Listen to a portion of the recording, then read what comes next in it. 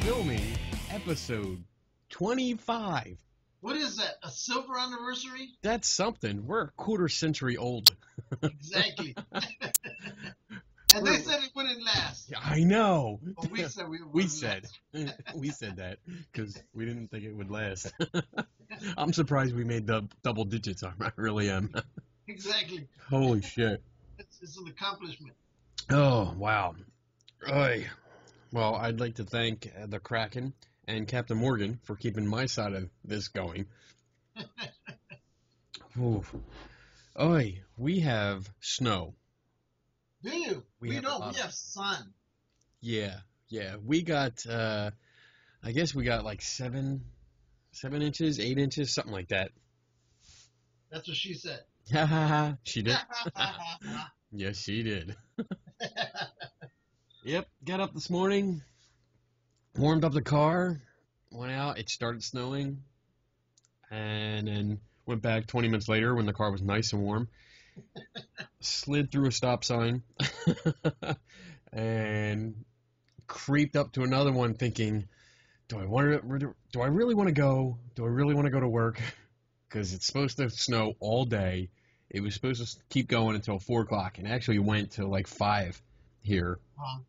So by the time I would have been leaving work and coming home, yeah, we had a good 7, 8 inches out there.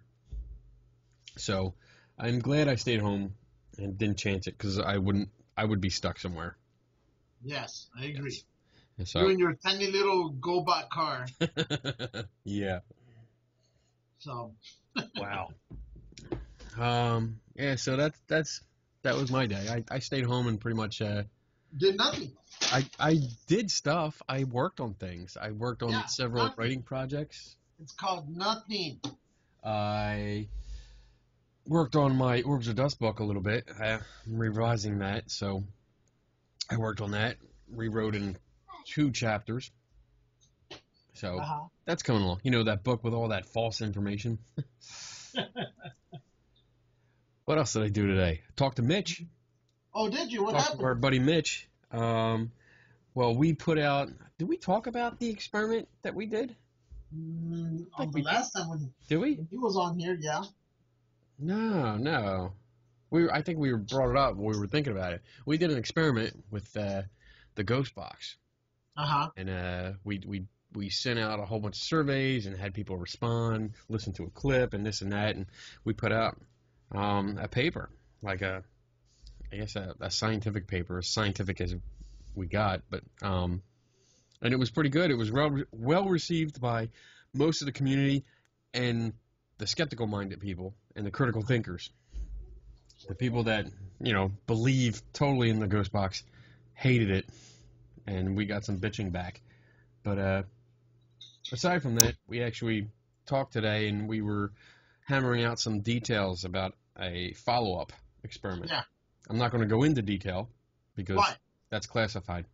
It's not classified. Mm-hmm. You're just being a bitch. Yeah, well, suck it. So, can't give it out yet, but this is actually going to be more along the lines of a year-long study. It's going to be the rest of the year, yeah.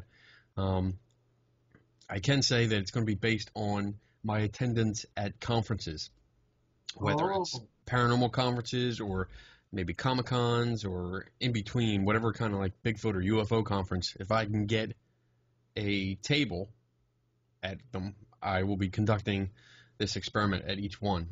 So if anybody's running a conference, invite me, please.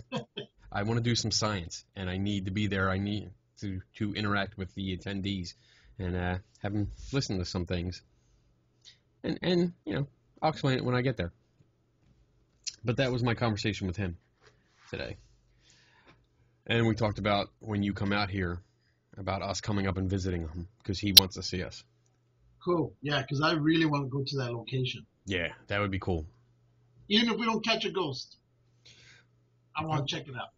We're not going to catch a ghost there. There's no ghost there. Shut up. There's a ghost. You shut up. So you're calling Mitch a liar? I'm calling you a liar. That's right. Now you're being racist. Han Solo was in a crash today. Yeah. Well, let's talk about that. let's talk about that. He was injured today. He was flying a vintage single-engine airplane. Yeah, it looks like it's pre-World War II era. Yeah, it says World War II vintage. So it's around there. It's got a silver body, yellow painted wings, tailplane. I don't know what it is. It's got a big number 50 on it. But apparently, I think it was probably it was either a trainer or it was the early fast attack aircraft that we had for that time frame. Yeah, it doesn't say what. Because if I'm correct, if you're looking at the wings, does it look like there's cables coming from the cockpit up to the wings? Oh crap! I just lost it. Hold on, going back. I don't see any cables, but it's also crashed. So, what the hell is that? How did I do that? Oh, there it is. Sorry, advertisement. Unofficial sponsor number 3? State Farm. Yeah. They better send us a check. I don't see any. I'm trying to see if it'll bring it up. It won't bring it up any bigger. I don't see any cables. Well, yeah, I do see a cable coming from the front. Yeah, so if it is, then it's probably, I'm going to say that plane somewhere between 1934 to 1939. Okay. So. His son said, "Dad is okay. Battered, but okay." What did his mom, Leia, say? She said she was by his bedside, using the Force to help him out, but don't bring that hokey old religion near me. Yeah. Well, let's hope that he's okay, because you know how these things always go in threes. I don't even want to talk about that. I saw your post on Facebook. Yeah, I know. You and Bobby Nelson talking about Bobby Nelson saying, well, he already dies in the movie, so I'm okay if he goes. No, that's wrong, Bobby. No. Yeah. Well, no, I mean, to die. But look, we lost Leonard Nimoy last week. It doesn't always go in threes. It's always threes. No, it's not. That's what you look for. You look for that pattern. Other people die. No, well, it's always threes. Whatever. It's always threes. So, or it could be like Kirk Douglas, how some of the paranormal say, that Kirk Douglas died. They put it on the news that Kirk Douglas was dead. And then also, like a week later, he's alive. Nobody remembers that they were reporting him dead. And that could happen here as well. We'll see. It looks like he's okay, though. Well, I mean, there were a bunch of reports that reporting that he was in critical condition.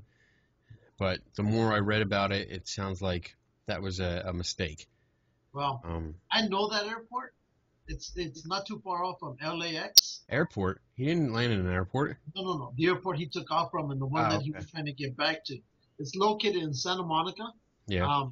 It's probably maybe less than 10 miles away from LAX. It's a smaller airport. It doesn't handle big jumbo jets. It just handles those type of small little aircraft. It handles, Learjets, 10, 12 passengers. But outside of that, it's too small. That airport used to hold a aircraft museum. It would hold a lot of stuff from Vietnam and World War II. And, it was a pretty cool program until it got shut down. I think it even had some stuff from NASA in there. But the place shut down in, I'm going to say around 2001, 2002. They shut down that museum. But on that airport, a lot of celebrities tend to hold their toys out there. There was a famous newscaster who passed away here in LA. His name was Hal Fishman. He used to park there.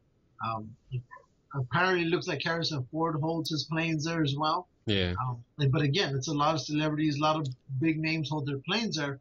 And in fact, I think 2 years ago, maybe 3 years ago, a Learjet was trying to land in there. And nobody knows to this day, but it seems that for some reason, the Learjet lost control, went right into one of the hangars, blew up, and killed everybody on board. And I think a couple people inside the hangar are also actually killed. And they have no idea why.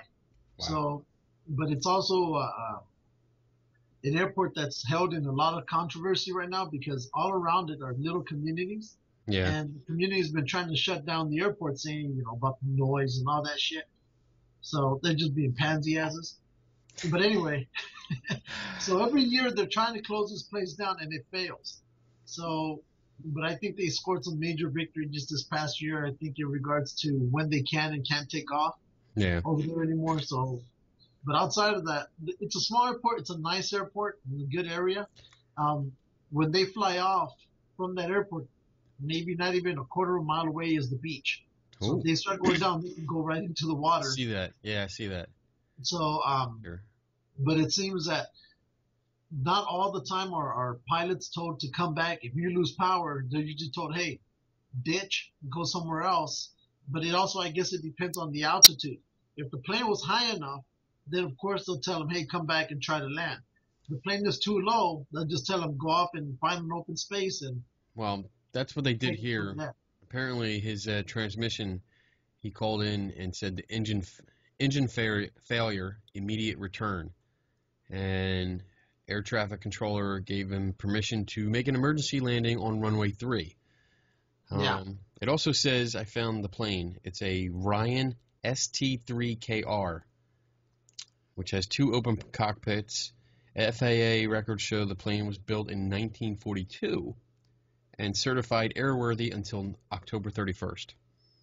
Yeah. So, yeah. So, I mean, he had engine failure and turned around and made it to the golf course.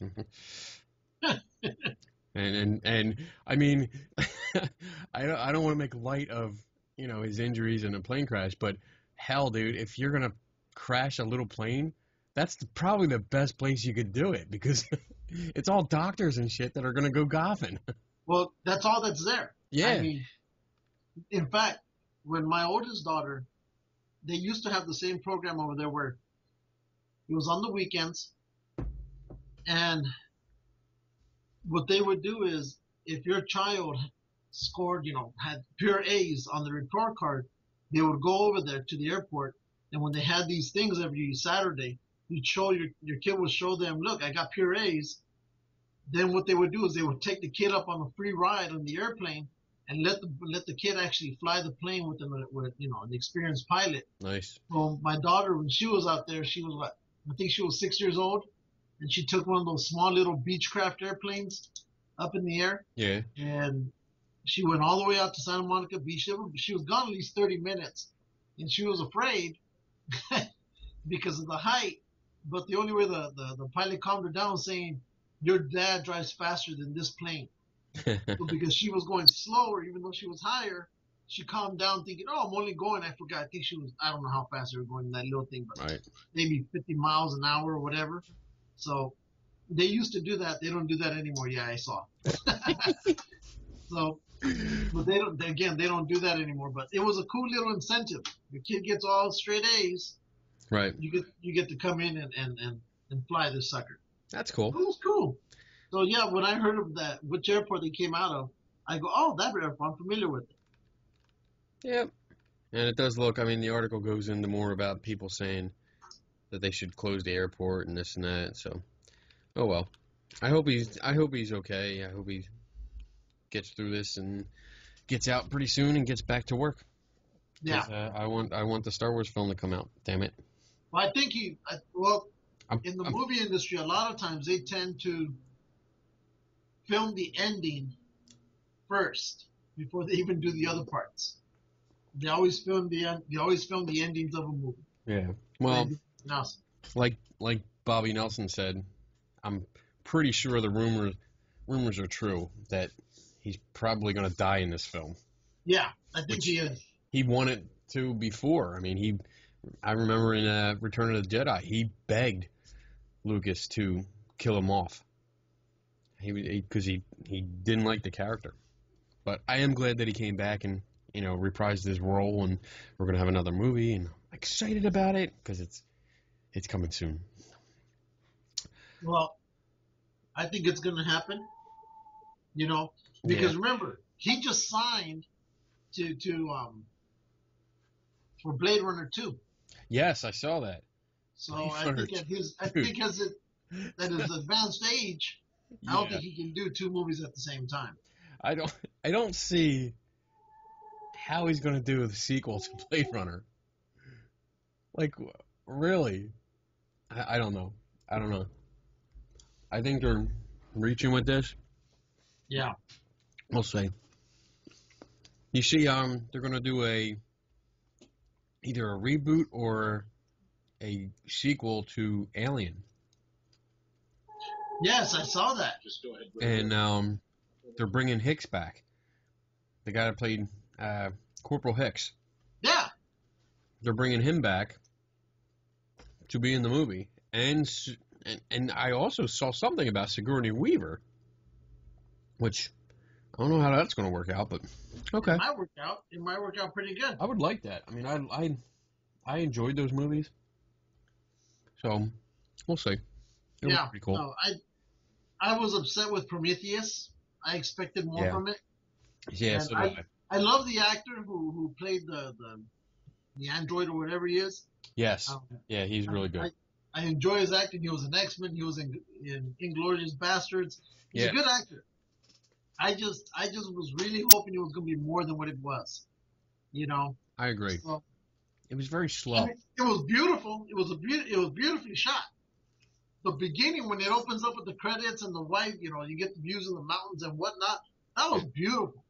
And I think I was more stuck with that than I was with the rest of the movie. And I loved how the little chick, you know, she knows what's going on. She goes in, gets that surgery, you know, and I'm like, wow, she doesn't have anything. It's ripping that shit apart. And she gets out of that little medical tube and still fights on. I loved it. She was a tough bitch. Exactly. She was a good, I guess, not a replacement, but she took on that Sigourney Weaver, like, lead female role. Yeah. And she kicked ass. I loved it. Well, I think, aside from the movies, let's talk about what's happening tomorrow. What's happening tomorrow? Or today, whenever somebody watches this. We're having that satellite getting close to Sirius, the dwarf planet. Oh, yeah.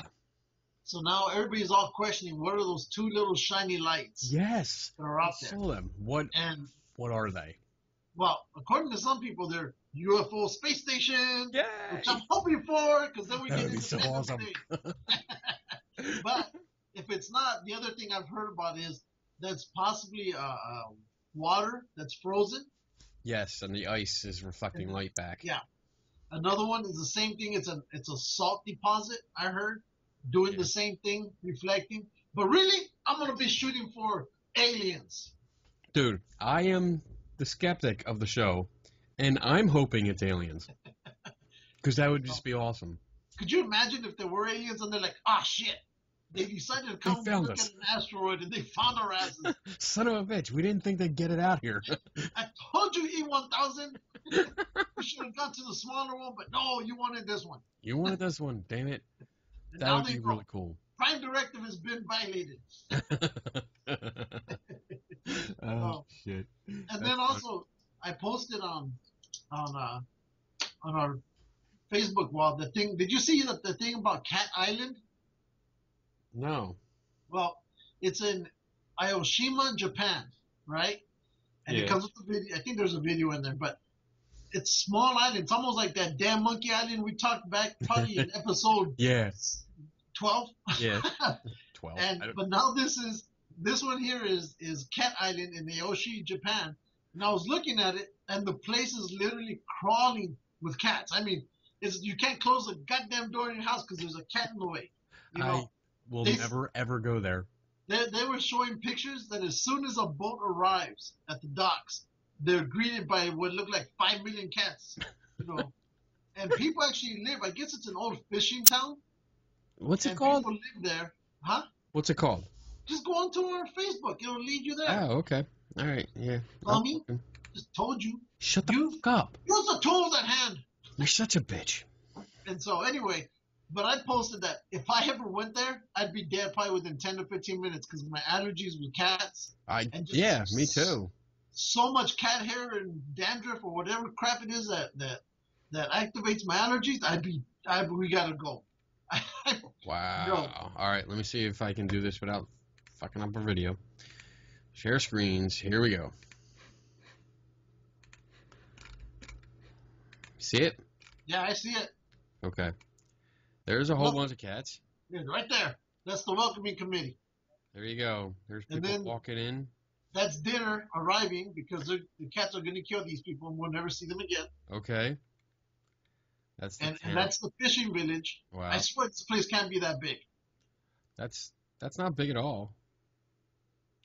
I think it's as big as Monkey Island. And look, she's being attacked by felines. Look. Bunch of cats. Lots of cats. Look, that one looks pissed I off. laugh at you, petty human. Oh, look at that. More cats. And I thought that was kind of geeky stuff to bring up there, you know. Oh, why not? Dinner. You know? Oh, look, the cat has nuts. Only here on Geeks and Ghosts, we show you cat nuts. Oh, boy. That's great. And one cat here. That must be the loneliest part of the damn place. Look, there's a bass drum. Cat tore that shit up. Cats. Look, right there. Cryptid. Whatever. Put Blaster on there. Wow, that's a lot of cats. No. No, I would never. What the hell is that? What are we looking at here? Give attack. That was his last shot ever. Fighting over food. Look, Oy. Cats everywhere. That sucks. I'd like to know who's the idiots that, you know, just let them just procreate like crazy. Yeah. All right, I'm done with cats. That sucks. So there we go. We got the sequel to Monkey Island. Now we got Feline Island. Oh, I am excited about the Wizard World Philly. Because I'm going. I got my 4-day pass. It's over there. Oh shit, there it is. Keep going. Got my tickets. But I am, and I've said this before, I'm a huge fan of Castle. Love that TV show. And Nathan Fillion is going to be there. And I'm deciding on whether I want to spend the money to get his autograph. Because I have a bunch of his Castle books. Well, not his books. Do it. Just do it. It's expensive. It's expensive. Oh, it's $100. $100. For one book? $100 for one autograph. Who is this again? Nathan Fillion. The guy who plays Castle. He played Malcolm Reynolds on Firefly. Seriously, you don't know what Firefly is? That's awful. That's obviously. You know what? You save your $100. If I don't know who it is, nobody cares. You suck. That's just the way it is. Nobody cares. Oh, everybody cares. Let's see. Show me. Maybe if I show you. I'm going to show you. If I see his face. Hold on. Here we go. Oh, sharing the screen again because you fucking suck ass. All right. There you go. There he is. Nope. You don't know him. Nope. I probably know the ship more than I do him. Whatever. Nope. There's the ship. There's the ship. Looks like they're on the set of the Enterprise. Don't believe that you don't know who he is. Nope. Awesome show. You know what? Save your $100. It's not worth it anymore. See, I'm a huge fan though. I love the guy. I think he's hilarious. Nobody cares. Love him. I actually want to get a picture with him, but that's another $100. Nobody cares. You don't care. I care. If I don't care, the world doesn't care. The doctor. Hey, look, cats again. Shut up. I gotta shut up. The doctor from the new Star Trek films is going to be there too. Oh. Let me see. I don't know his name. Nobody cares, but we know who you're talking about. Wow. You're a Trekkie. No, I'm both. I'm Star Wars and Star Trek. You're more of a Trekkie. No. Trekkie? Trek, I just feel that it's more viable what can come out of there for us in the future. Star Wars is great. So I love them both. Okay. I'll take that. Let's see. I'm trying to see. Where is it? Oh, well. Screw it. I don't care. What else? Look what I got today. What did you get? Oh, damn. Is it another Bigfoot trilogy deal? No. For you people watching, I sent him a package. Some of it was, it's half and half. Half of it is from me and half of it is from Melanie. Well, not newspaper. I know there's a sale at Office Max in Philly this weekend because I got all the Philly stuff. Well, we wanted to protect it so it wouldn't just rattle around and shit.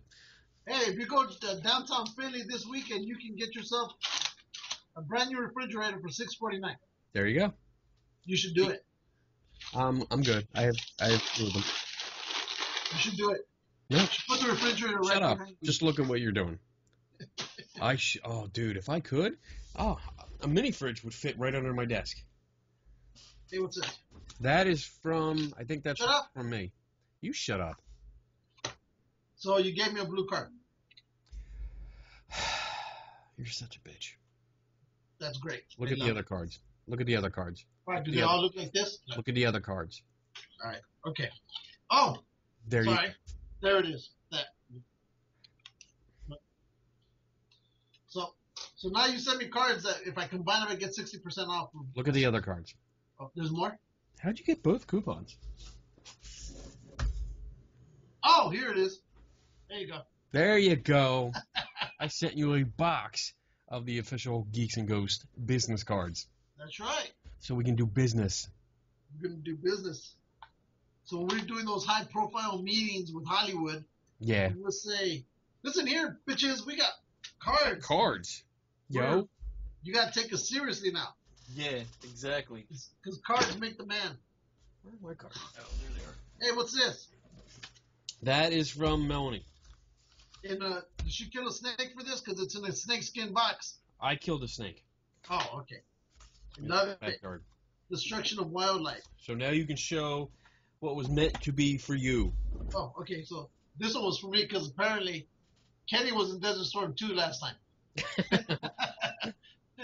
So thank you, Melanie. This is awesome. Nice. And Melanie, unofficial sponsor number 4. Yes, unofficial sponsor number 4. And then I got my challenge coin. Yes. That Kenny tried to jack from me, but Melanie twisted his arm. There it is. Nice. Yes, I am glad that you have it now. So, that means I gotta send Kenny his stuff. Yes, you do. Kenny's stuff is right here. What the hell? I'll put it back in the same box you gave me. We'll use this box as our international trading box. Okay. Send me back my snakeskin box. What else did you give me? Oh, that's it. Nope, there's something else. There's something else? What else did I give you? Oh, that's for me. Yeah. Yes. So, there. It fits perfectly just like you gave it to me. Whatever. So I'll put this here. Put it back in the... Send it back to you. There you go. And awesome. We're done. Awesome. Wait, what's this? Oh. What is that? No.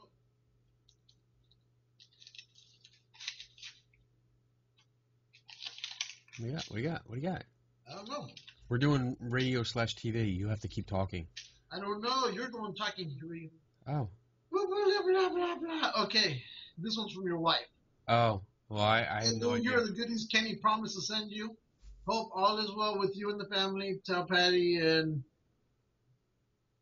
the other terrorists we send our love from Philly. Miss you, Donna, Kenny, and Connor. There you go. Boom. There you go. Love note. Yes. Yes. Love note. I got a package today, too. Nobody cares. Oh, you do care. Oh, yes, I do. Because this is, I got a package from our next scheduled guest. Yep. Not the guest we're having tonight. Not the one tonight. Guess that I found, just like tonight's. What? The guest that you found. Wait. No. I went. You just suggested tonight's guest. No. I went and found him and talked to him first. Then you talked to him. No, I suggested we try getting him and on. I had to talk to him again. Well, yeah, because you're the bright guy. You have to do these things. I agree. If a Mexican calls them, they're going to be thinking I'm trying to jack them. So anyway, you found this guest. And third one. You told me third. What was the first one? Anna. That doesn't count. We both know her. Don't matter. I called her in to come in here. So whatever. Boom. Whatever. Stop being Anyway, bitch. so on the Anna right now is flipping you off to the camera. She hates you. She's probably mad right now, throwing voodoo on your ass. You done? Okay. We're gonna have Carlotta Holton, and I hope I say her name right. Carlotta Holton. Yes. She sent me some media stuff. This is a brochure explaining what she does and who she is. And she sent us a book. Yep. Grave Matters. So this is one of the books that she wrote. It's short stories. It is, what is it? It's a frightening collection of 24 supernatural stories based on ethnic superstitions, legends, and real historical events. And which is why I wanted her on the show. Because I thought that'd be a great subject to talk about. I think this will be fun because, I mean, I think we touched on this before when we mentioned that we were going to have her on.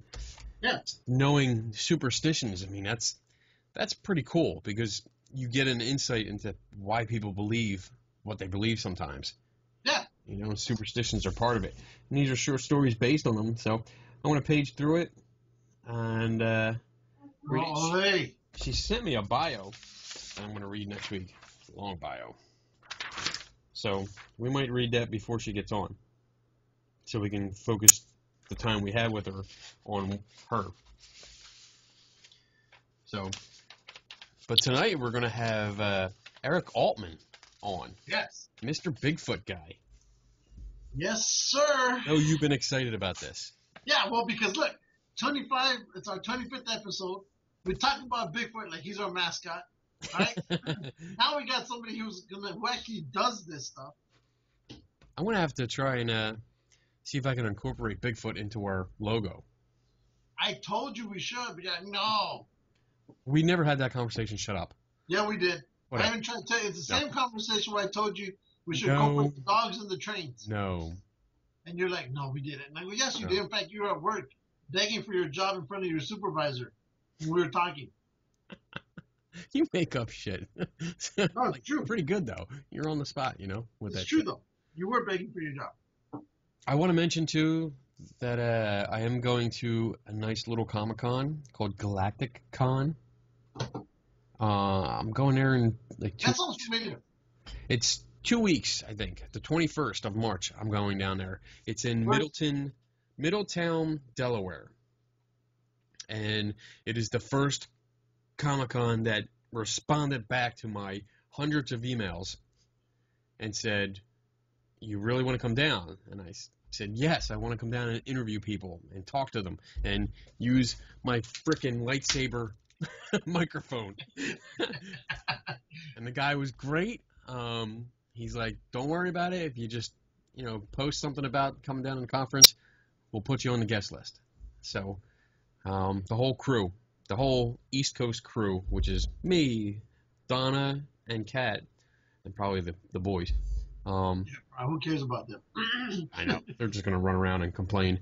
But we're going to go down and talk, and I've been looking through their website at middletowncomiccon.com, and it looks cool. It looks cool. I mean, it does. It's not a big one, but I actually like the smaller ones. Who else? Who's going to be there? The Garrison Corrida. It's a Star Wars garrison, kind of like the 501st. They're going to be there. There's a whole bunch of cosplaying groups, so I can't wait to talk to these people. Yeah, that'll be interesting. Whole bunch of professional cosplayers, so it's going to be really fun. Lots of vendors, and there's an artist alley. I love the artist alley. Look what I got. What do you got? We're talking about that.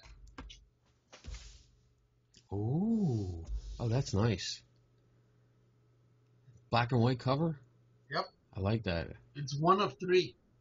Sweet. I already got the other one, and now I got confirmation that today the part 3, the last one I need to go with the other 2, is coming in the mail. So nice. It'll be here, and then I got this one. Good job. Oh, I like that too. It's Darth Vader #1. Damn. So pick that up. This is also a special edition cover. Both of these are. So I'm like, and then also it just started coming out.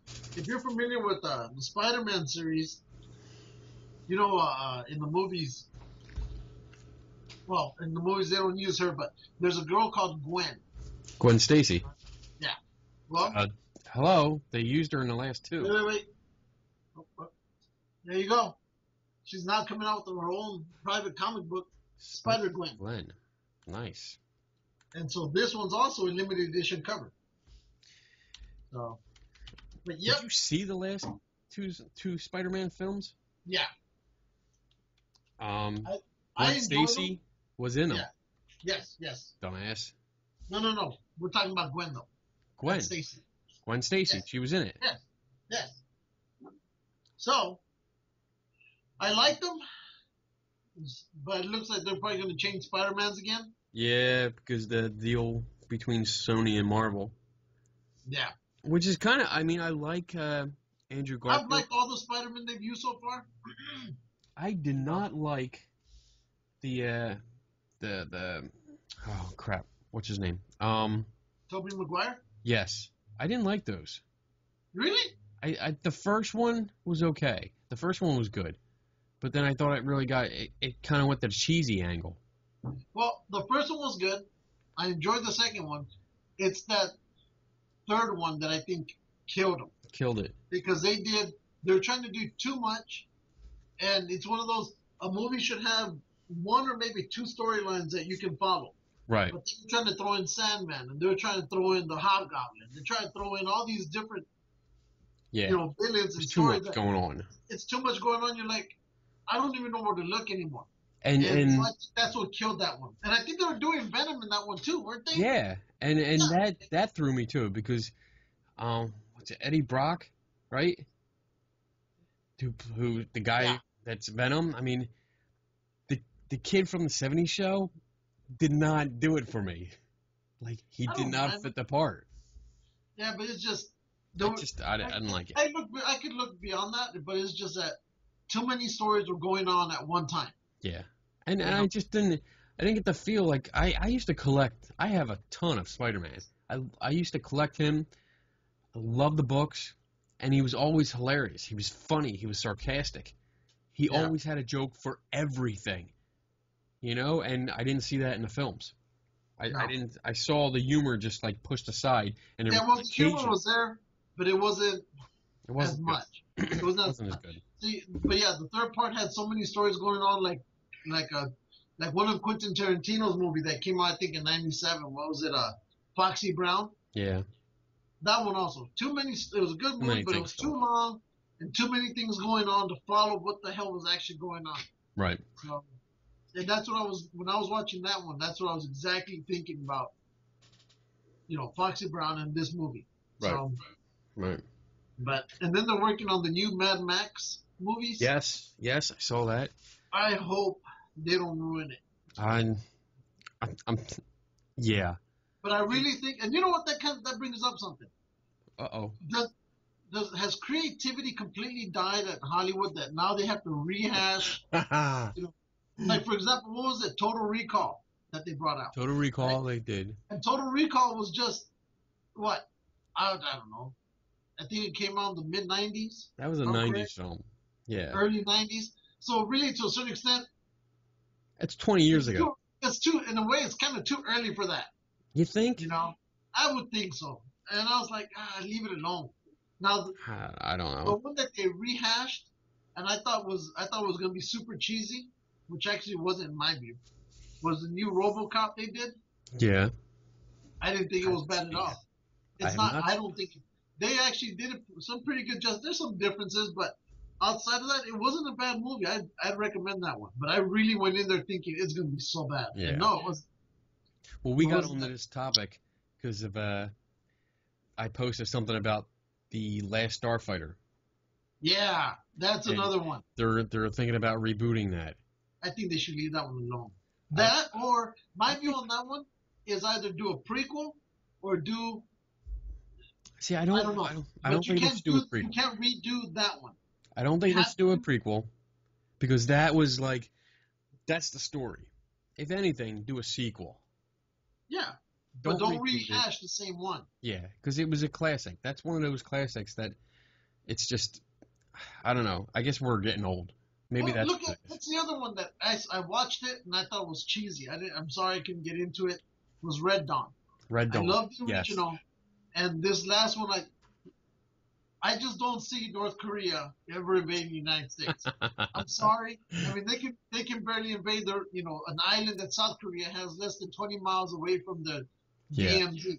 And they're going to suddenly tell me they can bring the full damn army across the Pacific Ocean without getting stopped, without the U.S. Navy even figuring out, look, it's a bunch of sampans coming to our shores. Seriously? Yeah. And, I couldn't get past that. I really couldn't. It just seemed it wasn't plausible. Whereas in the original Red Dawn, I could see that one to a certain extent happening. Well, but it had to come from the South. It wouldn't be. The remake was done before the first Thor movie came out. Yeah. So this is going back quite a few years. And they had to change it because I guess the original bad guys, I forget who they were, but they had to digitally change all the uniform patches so it would be, what it was. Because they didn't want to, apparently who we were fighting the first time around is like one of the biggest. And the Russians. It's a biggest market.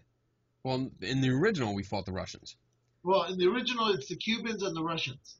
And then in the remake, it's the North Koreans and I don't remember. It was it was something that apparently it's a big market. Angola. It was a big market for Hollywood, and they didn't want to offend them, so they changed the patches and the uniforms a little bit through digital enhancement. That's why it took so long for the movie to come out. So I don't know. Yeah. But no, I think the one movie a lot of people haven't seen it, but it's kind of like a cult favorite, and I thought you should watch it or anybody. It's called Southern Comfort, and it's a bunch of National Guardsmen who go out to the boonies of Louisiana, right? Yeah. And they're out there to go do regular training exercises. They end up getting lost, and they end up, I guess, pissing off the Cajuns by accident. Now, one thing leads to another where they start fighting against each other. But the difference is where the Cajuns are fighting with real bullets, the National Guard only went out there with blanks. So, yeah. And so the blanks lead to part of the story. But it's interesting because they end up being hunted down by the Cajuns throughout the whole movie until towards the end where they have a big confrontation at some big Cajun, hoedown. And it's a good movie. Who is it? The brother of David Carradine. Okay. He's in there. And sounds like a rip-off of Die Hard 2. No, this was before Die Hard, but it's a good movie. It's not bad. There's some notable characters in there if you watch it, but it's a good one. There's nothing cheesy, but it's just one of those that could possibly maybe happen because you're stuck in the middle of nowhere. Nobody knows where this unit's at. And they're getting just one by one getting killed off. So, is that your train? It's my train. It has to make an appearance at least once a show. That's your ghost train. It hasn't been making an appearance lately. So. Oh boy. Oh, we have what else? There was a 4-year Bigfoot research study done. Really? By Who tell? I'm gonna butcher this name because I have no idea how to say this. It's all right. You don't even know how to say Rodriguez. Ouachita. Ouachita? It's Ouachita. Ouachita Project. Good enough. It's called the Mission of the North American Wood Ape Conservancy. And they did a 4-year study that apparently they went into the woods, a specific area of where'd they go? I lost it. You had it. I had it and then I lost it. Let's see. The investigations conducted over a course. I got this actually from Doubtful News. Our friend Sharon Hill posted about this. The investigations conducted over the course of 4 years ranged from 60 to 120 days in duration and produced experiences, evidence, and information thought to be significant, though not definitive, to the point of validating the existence of a native North American arthropod species. Some of the more notable thoughts and impressions recorded by the scores of NAWAC team members are described and discussed in the project report. And apparently some of the things in the report, they talk about rock throwing incidents, over 1,000. Apparently they've had over 1,000 rocks thrown at them. Yeah, at their, like, I guess they were in a cabin, which was their base of operations, and they kept taking pictures of rocks on the roof that apparently was thrown at them. Wood knocking, sometimes rhythmic, responsive, or mimicking, metallic noise, sounds of movement through vegetation and bipedal footfalls, banging on the structure walls during the night, footprints, strong smell, damaged trees, because humans don't damage any trees. Yeah, we're not vandals. Humans don't stink. No. Vocalizations. We don't throw rocks because we know people, would get hurt. Indeterminate hair and blood samples, signatures from thermal camera, and reports of ice shine. Brief sightings of reddish-brown to black various-sized animals. One occasion of physical intrusion into a window. I didn't read up on that yet. Yeah. But this sounds, it sounds kind of like, all right, they spent 4 years doing it. They wrote a huge report, and I think it's over 100 pages. So I didn't read it yet because I just opened it up today, and I was like, wow, that's too much to read before the show. How are we on time? We got 4 minutes before we call. Okay. But the rest of the stuff sounds like basic shit that you see on, like, Finding Bigfoot. I'm sorry, Not Finding Bigfoot. That's, because they never find them. They have hair and blood sample, but unfortunately that usually turns out to be regular animals. It would be nice. I would love to see. Eventually I'm going to read the whole report and see what they actually came up with. But it really looks like it's a whole bunch of anecdotal evidence and nothing really concrete. But Sharon's into this, and I've been following her work for years, so if she's into it, then it actually interests me, to see what's going on. Yeah. So, let's see. Is there? He's not. It doesn't look like he's on yet. I did confirm with him earlier today. Okay. Sure. So he didn't forget. So I'll give him another 3 minutes, and then we'll try and call him, and hopefully he'll be on. Or else you're gonna have to make up something for the rest of the show. I couldn't read. Did you write up a bio for him? No, I did. I did. Good, you can read it. So we'll read this before he gets on. How about that? Let's see. Eric Altman, and this is from ericaltman.net. In 1997, he formed Southwestern Pennsylvania Bigfoot Study Group and applied to be a volunteer for the Bigfoot Field Research Organization. He was appointed the point of contact by Matt Moneymaker. So I guess everything that happened in Pennsylvania came through him. He was the person who contacted. In 1999, he became a member of the Pennsylvania Bigfoot Society. In 2000, he was appointed director of the Pennsylvania Bigfoot Society and held that position until last year, where he resigned and went independent. I want to ask him about that, too, to find out why he went independent. He is an active member and consultant for several Bigfoot groups. In 2007, he co-founded Beyond the Edge Radio with Sean Forker. It's in its 7th season and airs every Sunday night from 8 to 10 Eastern Standard Time. He's organized 8 East Coast Bigfoot conferences and co-organized the 2011 Pittsburgh UFO/Bigfoot Conference. The boys from MUFON were there too. MUFON, Pennsylvania, which I know. Yeah. They were out there. He's been featured in dozens of books, countless newspapers and magazines, over 100 radio interviews and TV shows. He's been featured in the 2012 documentary American Sasquatch, Bigfoot in America. He's also been in the 2014 film Mountain Devil, The Search for Frank Peterson. He does a bunch of appearances and lectures. You can check his website at ericaltman.net to see where he's going to be next. You attended his lecture, right? In Louisville. Yeah. So let me try. It's 11 o'clock now, my time. So I'm going to try and call him, see if we can get him on here. Let's hope he gets on. You remember. Eric Altman, Beyond the Edge of Radio. Here we go. Let's see. Oh, look at his logo. That's cool. Dun, dun, dun, dun, dun. Dun, dun, dun, dun. Brrr, brrr. Uh-oh. Call failed. It didn't work.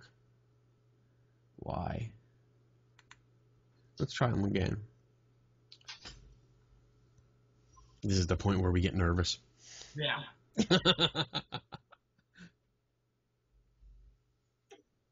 Call failed. I don't know what that means. It failed? It failed. Well, that sucks. Oh. Let's see. Let's see. I don't know. So it's just you and me. We'll give him a couple more minutes. Maybe he's just not on yet. All right. I don't know what else to talk about. I only had like an hour's worth of stuff to talk about. Well, like half an hour. You filled in the rest. What else do you know? Tell us about when you met him. Well, the only way the way I found out about him was I was bored at work. That's how you find all the guests. Exactly. So I was looking for something else other than paranormal, ghosts and UFOs, and I decided to go back to my first love, which would be Bigfoot, and started going through various podcasts and came across this one, found out that's what he's into, and it's been great. I listened to his show. I think he releases his show on podcasts every Tuesday, but he records on Sundays. Oh, okay. Wait, what podcast? The Beyond the Edge? Well, yeah, Beyond the Edge. Okay. And, all right, so what did you met him in Louisville. What'd you guys met him in Louisville. What was that? What was the name of that convention? The, Mid-South. Yeah.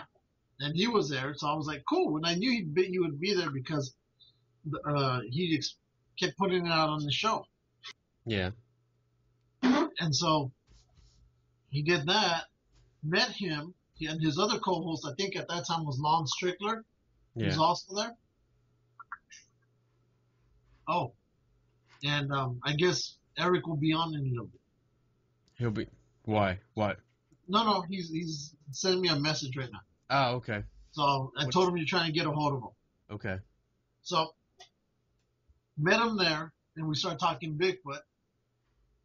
Okay, so he's trying to get on. Give me a few. Okay, cool. More technical problems. Not on our end. I'm happy about that. So, what ended up happening was I met him there.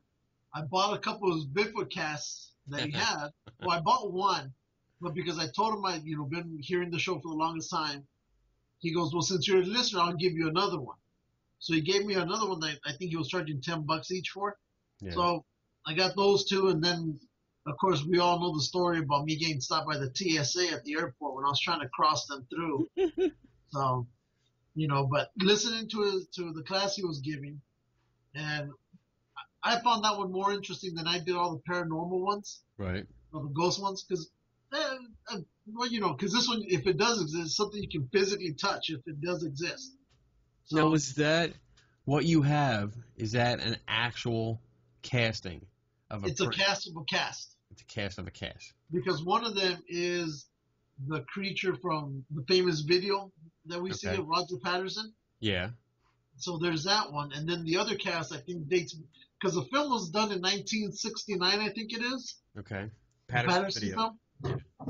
And the other one that he gave me was from 1963.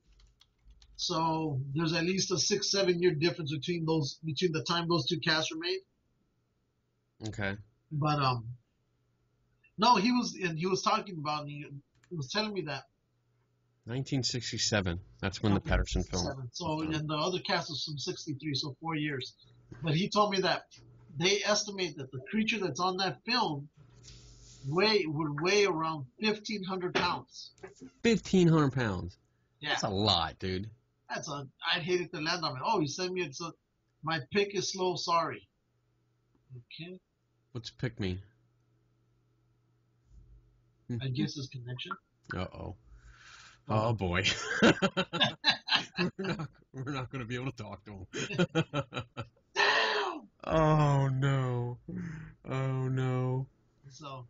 1,500 pounds. Can you imagine? The weight's always messed me up because I'm not well versed in this. But let's see, average weight of what is it, like a grizzly bear? What's a black bear is usually black bear. Let's see, average weight.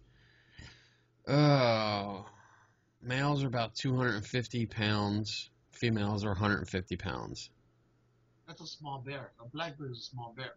You should try a grizzly bear. These new American black bears in the East Coast and North America are larger than those found in the West Coast. Average weight. So we can average weight about range from 125 to over 600 pounds. So you're talking about more, almost 3 times the weight. Yeah, now he'll probably clarify that better than I would. Yeah. But look up grizzly bear. Let's see. Right. Because those are supposed to be the biggest bears. Grizzly, average weight of a grizzly bear. Newborn bears may weigh less than 500 grams. Oh, okay. Grizzly bears. Mature female grizzlies can weigh as little as that. Show me what the big one is. What the hell? 900 pounds. Okay. Average weight for a coastal male was around 900 pounds. Average weight. So they can go maybe 200 more. As big as the, wow. Hey, try again. Okay, try again? Yeah, he didn't say try again, but you never know. Maybe he did connect, he's waiting on us. All right.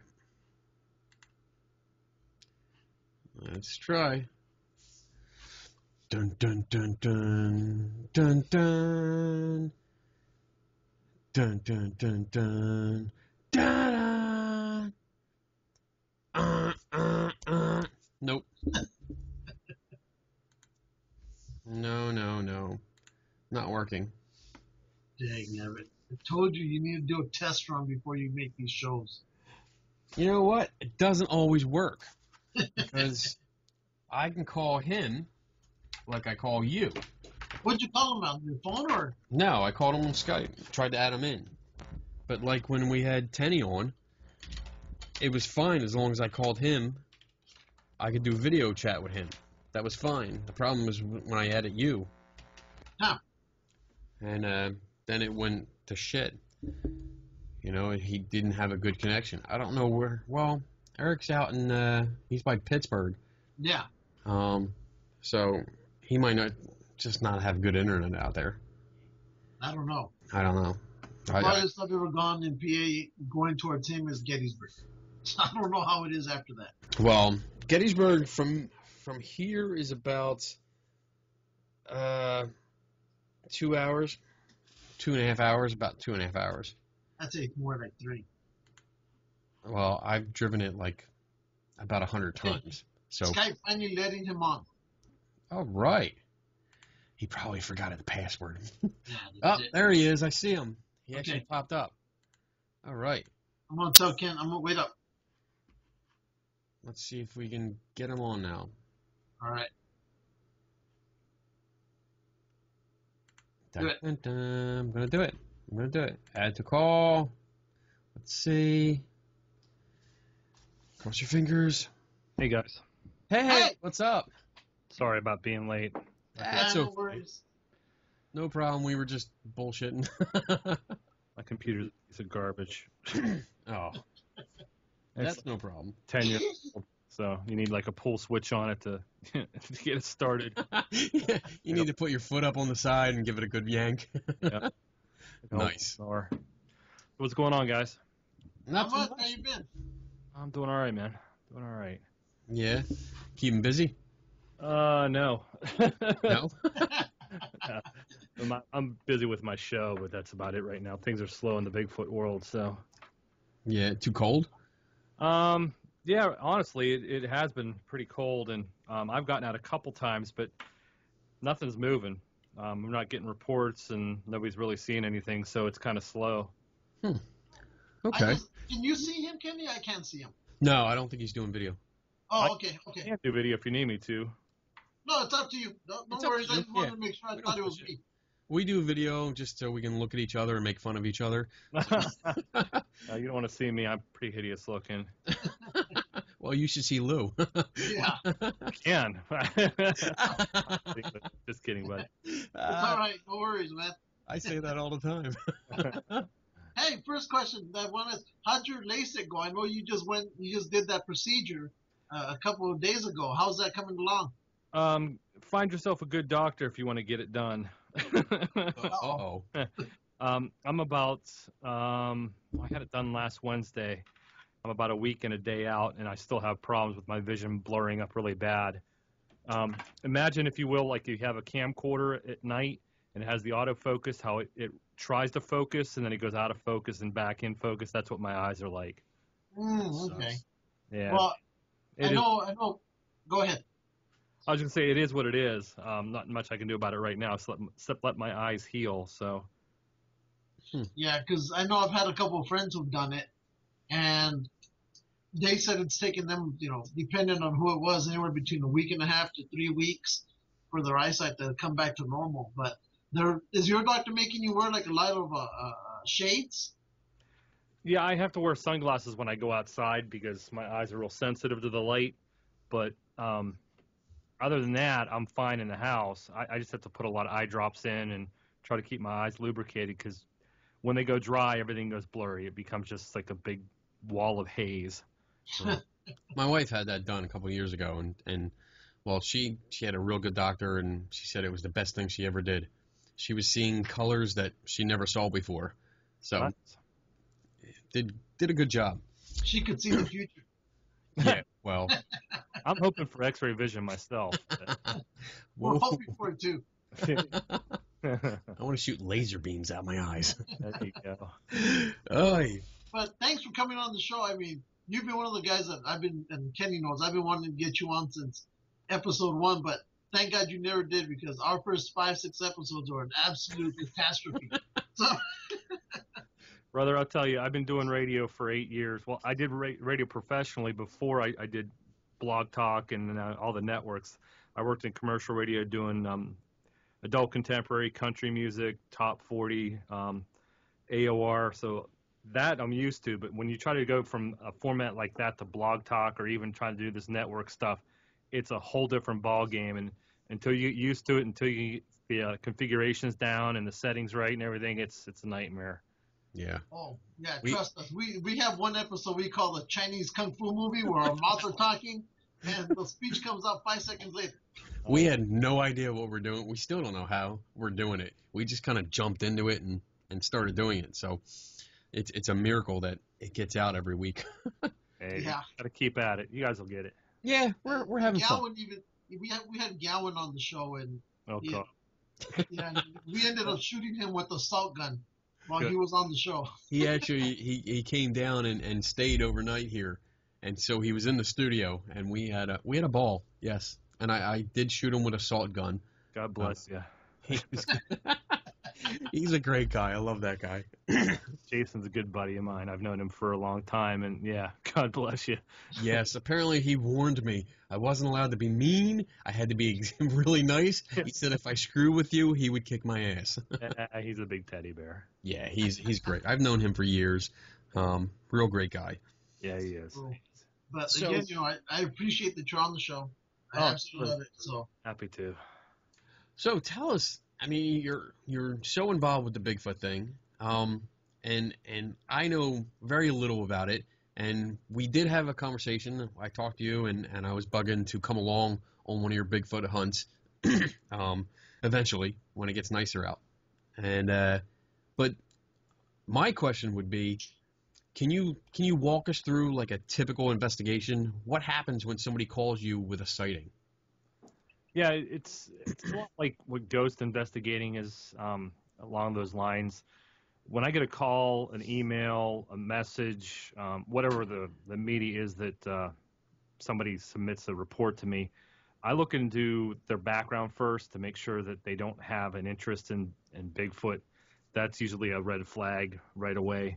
I look into the background to make sure that they're not like a druggie or they're an alcoholic or something, because that can play a big part in their sighting too. And I also want to make sure that they're serious about it, because a lot of people that report this, unfortunately, are out for a laugh, and especially at our expense. So there's a lot of behind the scenes stuff I do before I even conduct an interview.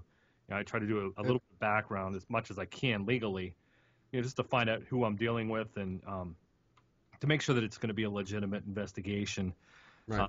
I tend to want to meet the eyewitnesses in person, because if I can meet them in person, I can read body language pretty well.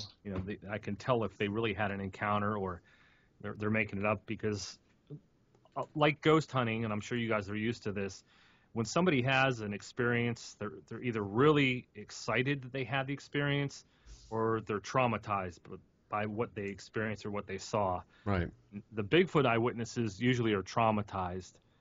It really affects their life in a major way. You can read the goosebumps on their arms, the tearing up in the eyes, the quivering in the voice, the constant eyes moving back and forth, almost like they're afraid this thing's still around or it's going to come get them.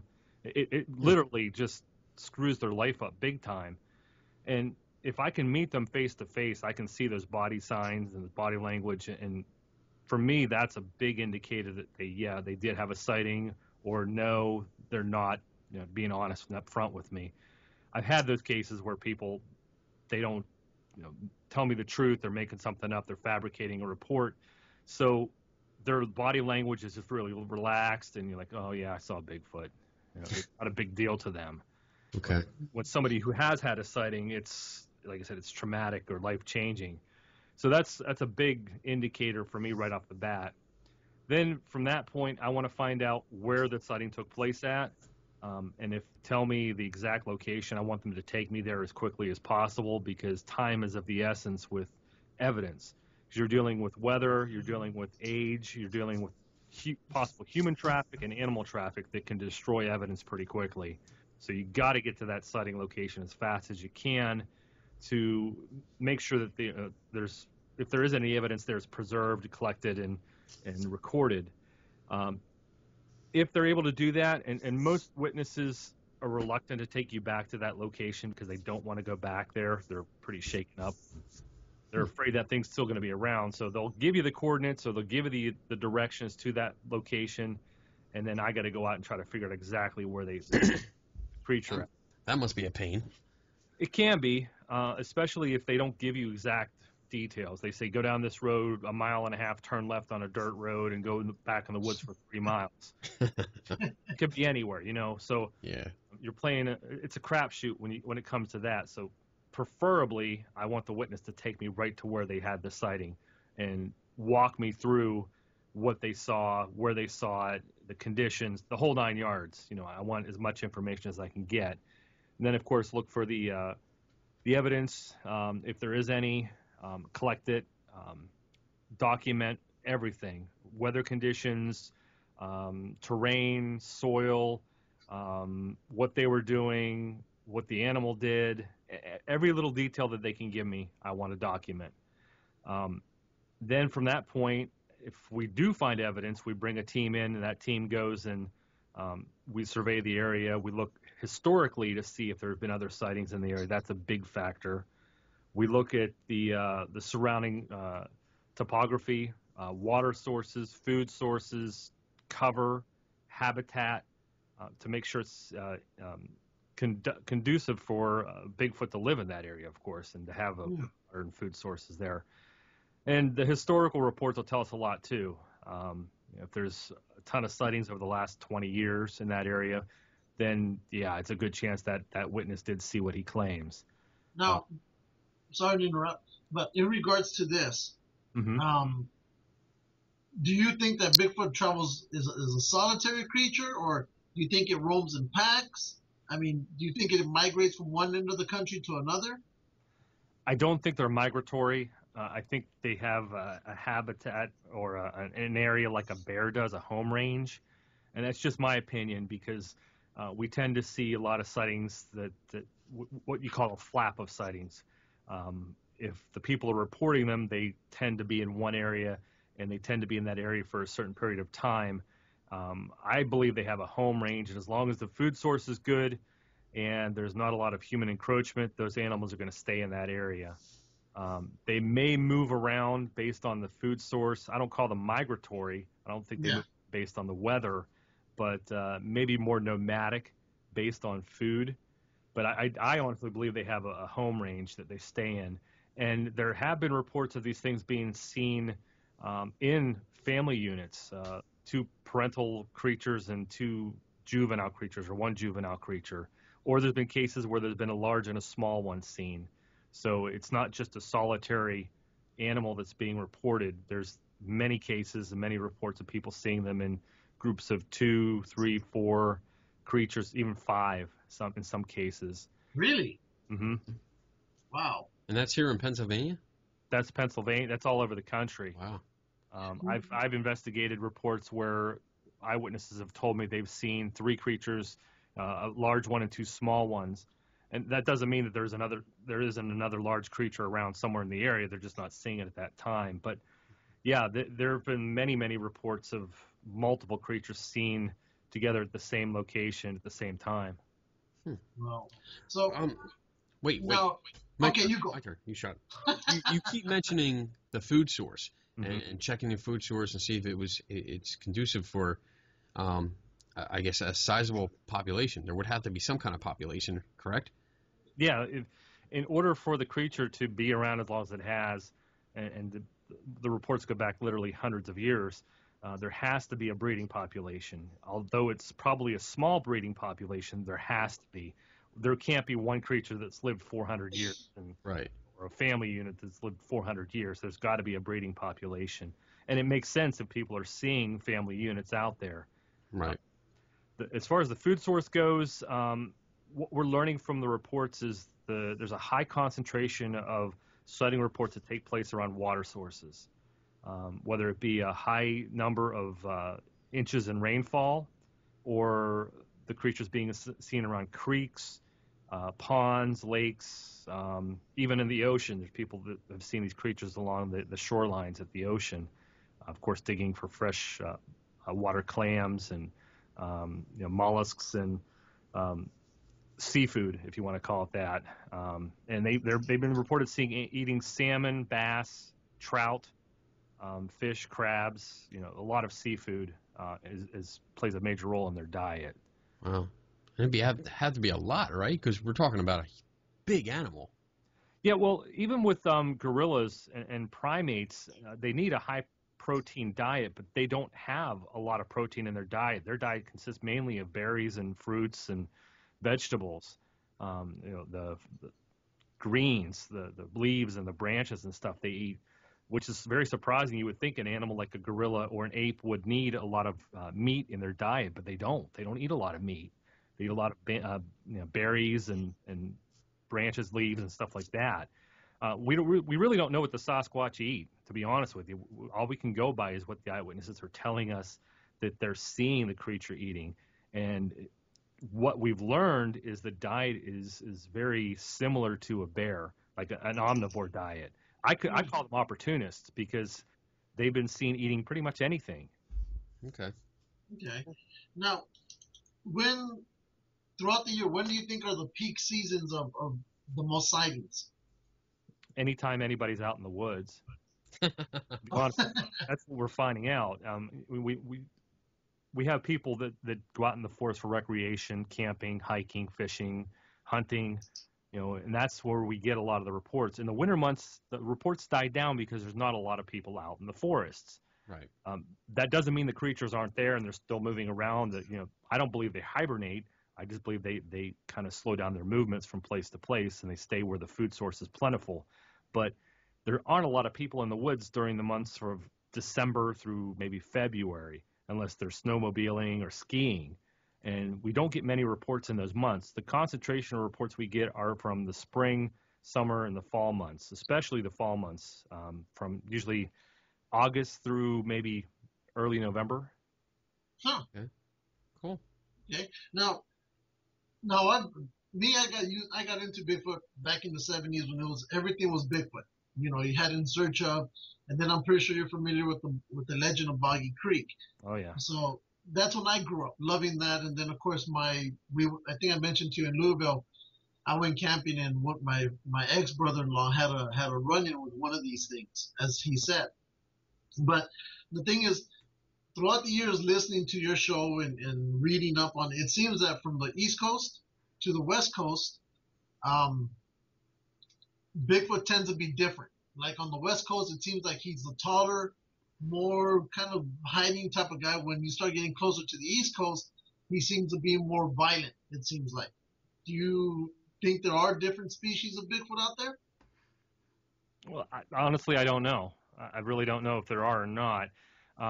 We get the reports, and you're correct on that. The West Coast creatures seem more docile, timid, and shy.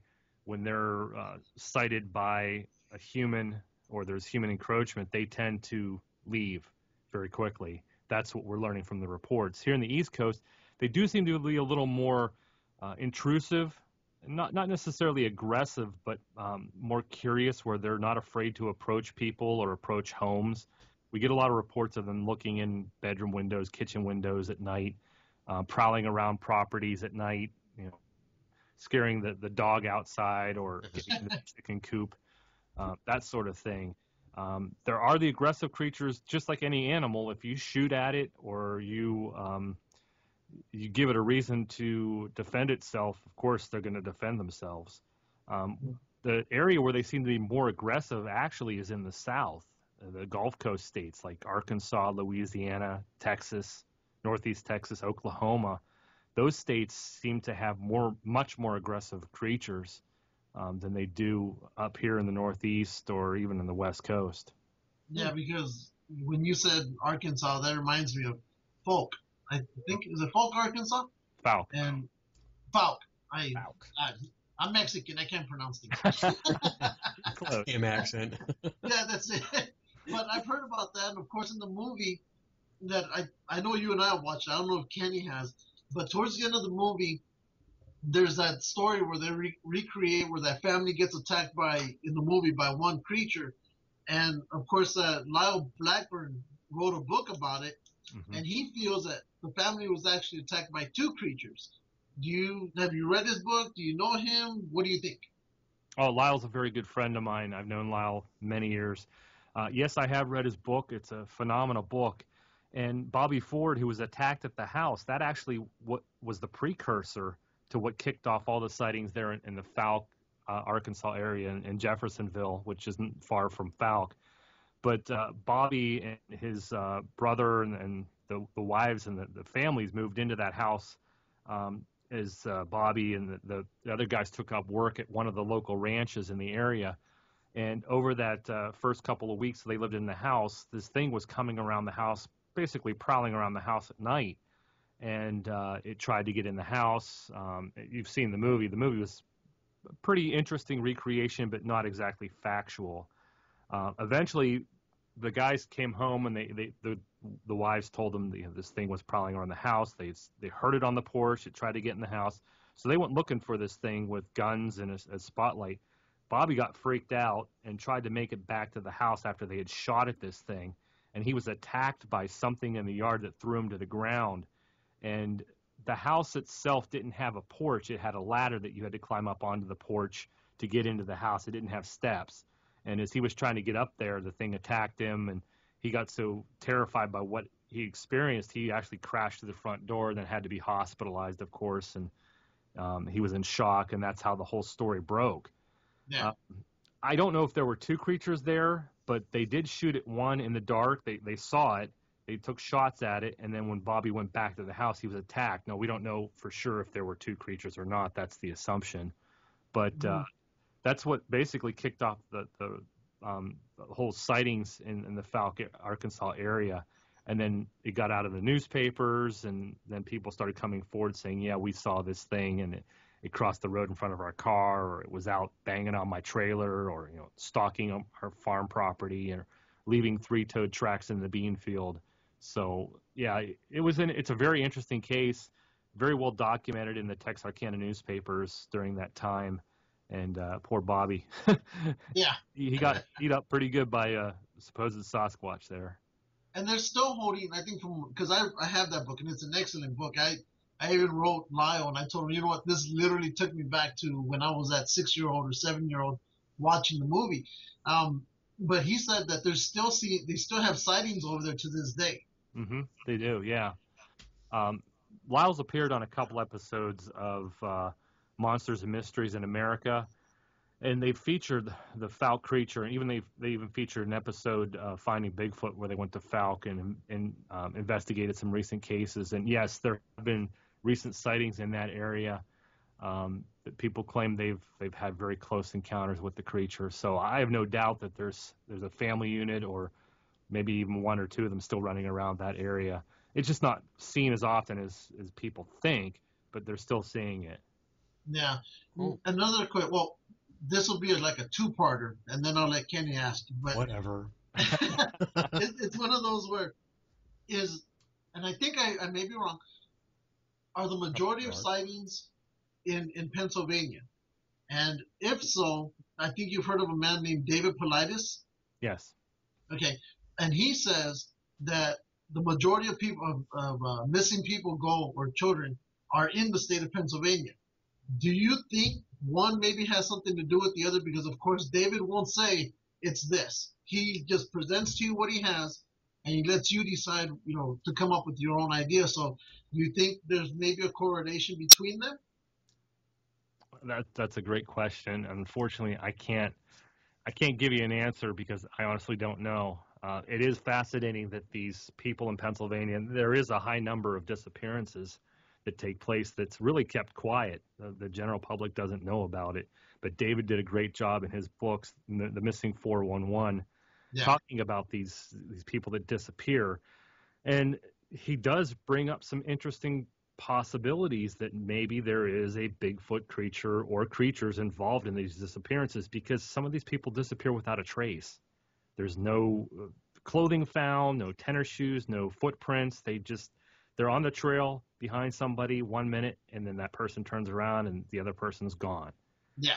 So I can't speculate if a Bigfoot did it or how these people disappear. I honestly don't know, but it's very, very possible. Probable, I don't know, but possible that there's maybe a Bigfoot connection here that David doesn't want to get into. Yeah. Okay, Kenny. Interesting. Do you ever get like hair samples, blood samples on your investigations? A couple of cases we've found hair. There was a case in 2009, October of 2009. We were investigating in central Pennsylvania where there had been a high number of sightings.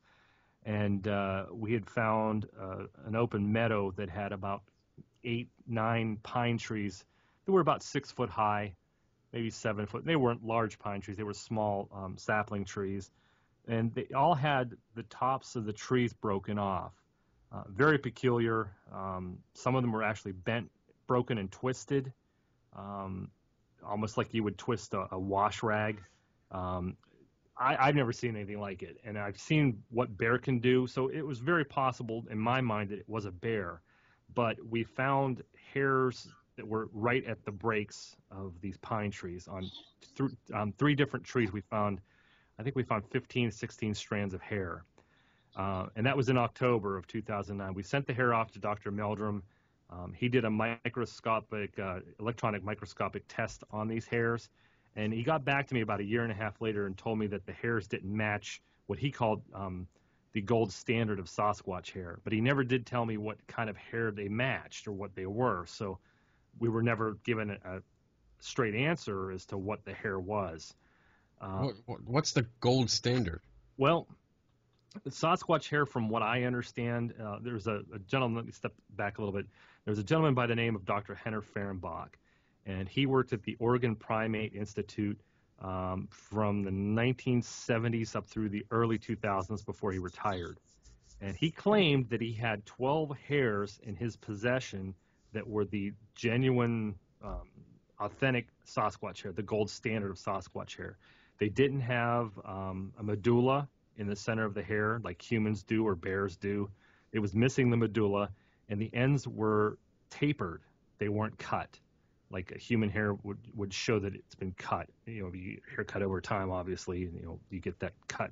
But these were tapered, and they all matched the same structure of hair. And he had 12 of these samples in his possession that he claimed were legitimate Sasquatch hair, that I believe they were given off to Dr. Meldrum because Jeff is now obviously the most recognized scientific authority on the subject.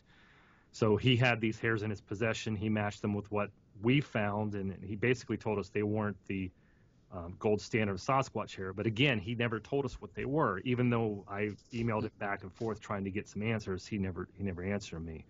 So we have no idea what those hairs were. We will find out for you. What's that? We will find out for you, Eric. If you want to spend the money, please be my guest. Is that why? Is that why he didn't tell you? Because there was a cost involved? I don't honestly know. Okay. I mean, that could be, because I know DNA testing is very, very expensive. We're talking thousands of dollars per test, unless you're able to find somebody to do it pro bono. And there are a few that do pro bono for you, but it is pretty expensive. It's interesting. I mean, that's something that I would want to follow up on, just not necessarily what your samples were, but what this gold standard is coming from. Like, what did they do? Did they test that?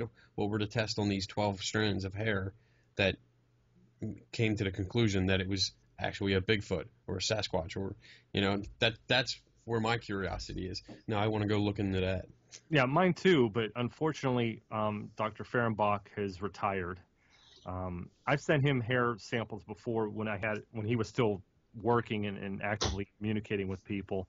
I sent him hair that we had found at a sighting location where we were baiting, putting trout and salmon and different pieces of food out there for bait, and we found hair. We were pretty excited at the time, but we sent it to him, and he wrote me back and said, no, it's canine hair, it's coyote. So it was a little disappointing, but at least we got to the bottom of what it was. But that was really the only correspondence I ever had with him, and he's nearly next to impossible to reach anymore since he retired. So I don't know what his method of classification were for these 12 strands of hair, but that's what he had claimed. Now, I know from the 70s into the early 80s, maybe 85, 90, DNA was pretty much non-existent. We weren't able to do any of the testing. All they could really do was do the microscopic test and match it versus known animal hair. And it might be where he got his conclusions from. I honestly don't know. But now they can do the DNA testing, and what's pretty interesting to me, and I don't know how you guys take this, but DNA testing that comes back on hair that's found out in the middle of nowhere or at a Sasquatch sighting location that comes back as human really makes you wonder if maybe this Sasquatch does have an element of some kind of human gene in its makeup. And they're reporting of some of these finds are actually coming back as human or human-like qualities in the genetics. So that's fascinating to me. No, I've thought about the same thing. You know, what you just said, I've thought about the same thing. Is, you know, some people claim they're kind of human, other people just claim they're creatures, but I've always wondered, is there some, maybe, if it does exist out there, depending on who you're asking, is there some correlation that they have some kind of human DNA in there? You know, could they possibly be maybe partly like a Neanderthal to a certain extent? You know, all those type of questions come up into the air when one thinks about it. Oh yeah. I think the problem comes in that we don't have a body to compare it to, so all this is pretty much speculation right now. That's exactly it, and that's the hardest thing that we as researchers have to deal with in this study. Is it's all speculation at this point. We don't have a live or a dead specimen that we can observe or study or tear apart or match with what evidence we have collected. It's all speculation. All we're going by is eyewitness testimony, what people have told us, the track impressions that are found and casted. That gives us an idea of what the foot may look like, and you know what the dermal ridge patterns may look like, and if there's scarring, we can find that. Even the blood and possible flesh that have been found. I mean, even if it's tested and it comes back as human, we don't know for a fact that Bigfoot is human. It could be. It could be part of it could be human. It could be all primate. I mean, of course, we're primate, but it could be closer towards the great apes or to orangs. We don't know. It's all speculation, and that's the biggest wall we run into is we have so many researchers speculating on so many different things and theories and ideas and thoughts that who knows who's right and who knows who's wrong. Yeah, because Richard Dawkins he says something about that there might be a correlation that somewhere down that tree of evolution, before the branch broke off, there's maybe at one time two different type of species actually did mate, but when they get to that crossing of the branches, one went this way. Let's say, for example, the chimpanzees and humans continued, and he has a whole theory behind it. I wish I could get more into it, but he talks about that if you follow down the line, for example, let's use someone's mom, you follow the mom down. No, but this is how he looks at it. If you follow the mom, they keep going down that gene, down her DNA, you're going to see one mom, then you're going to see her mom. And as you go down that line of evolution, you might see, for example, as he puts it, a chimpanzee, and then a parent, then another person. And he just keeps going until you get to the point where you start seeing more chimpanzee to the point where it actually separates. So that might be something along the line about here where Bigfoot might actually have some kind of human trait at one time we may have mixed if it's out there. Oh, sure. And if you look through some of the recent discoveries over the last 50, 100 years, they're finding these skeletal remains of primates that are very, very close to human. Like Lucy, for example, it's an upright walking primate they found in Africa. Closely, it's a primate, obviously, but it looks very close, very similar to what a human would look like if. There you go. Exactly. There you go. Yeah. So I mean, they're finding like the Homo floresiensis. Can't even say it. The Homo you know what I'm talking about. Yeah. Hobbits, okay? In Sumatra and Papua New Guinea, what they're finding, there's little primates that they believe walk on two legs. So they're always making these new discoveries of new primates and new different species of ape that's very, very closely or could be closely related to us. So it's very possible that that's something that happened along the line. The Bigfoot mated with the human or very close relative of the Homo sapien, and then they split off, and one continued to develop one way and one continued to develop the other way. Yeah. So it's almost like, for example, in Australia, they have the yowie, which is supposed to be, every story I've ever heard about a yowie is violent. I've never heard about a happy yowie. But that's supposed to be their version of a Bigfoot, if I'm correct, right? Maybe? Yeah, it's really hard to describe what a yowie is, but I guess the easiest way to say it is it's like a Bigfoot. The natives there, they describe it as a wild man, and that's what its traits and behavior is. It's a wild animal, and it acts like a wild animal. It's not docile like the Pacific Northwest Bigfoot is the gentle giant. These things are a little more aggressive and a little more violent. Now, before you got on, Kenny and I were talking about, and I know you've talked about it before, but I don't know about this. We were talking about the Roger Patterson film. Mm-hmm. And I think when I spoke to you, I may be off because it's been a couple of years when we were face to face, And you you're told not really me that that. smart, so. You mentioned that they think that the creature in the film weighed 1,500 pounds. Yeah, that was an estimate given. Bob Titmus is a trapper and a well-known tracker that went to the sighting location shortly after Bob and Roger took the video footage, and he found other footprints from the creature and measured the depth. And the horses, he found the tracks from the horses and measured their depth. And he knows the horses weighed about 1,500 pounds, and they were as deep as the footprints from Patty, or a very similar creature to Patty, that were there. So they guess the creature weighed around 1,500 pounds. And you also made something known, which I found really interesting about that whole film. And I don't think anybody really knows about it, or hardly if anybody ever speaks about it. But you said that after that encounter, when they were, Roger Patterson and his buddy, when they were, I guess, doing plaster, I guess this creature continued on down into the forest and went up a hill. And I guess you said he had either sat down or he watched them from elevated position. Maybe I'm butchering that. Maybe you want to clear that one up. No, that's right. They filmed it until it walked into the tree line out of sight. And if they would have followed the footprints, they would have followed it up onto a hillside that was overlooking, like a ridge line that was overlooking that whole entire Bluff Creek area, that sandbar where they first saw the creature.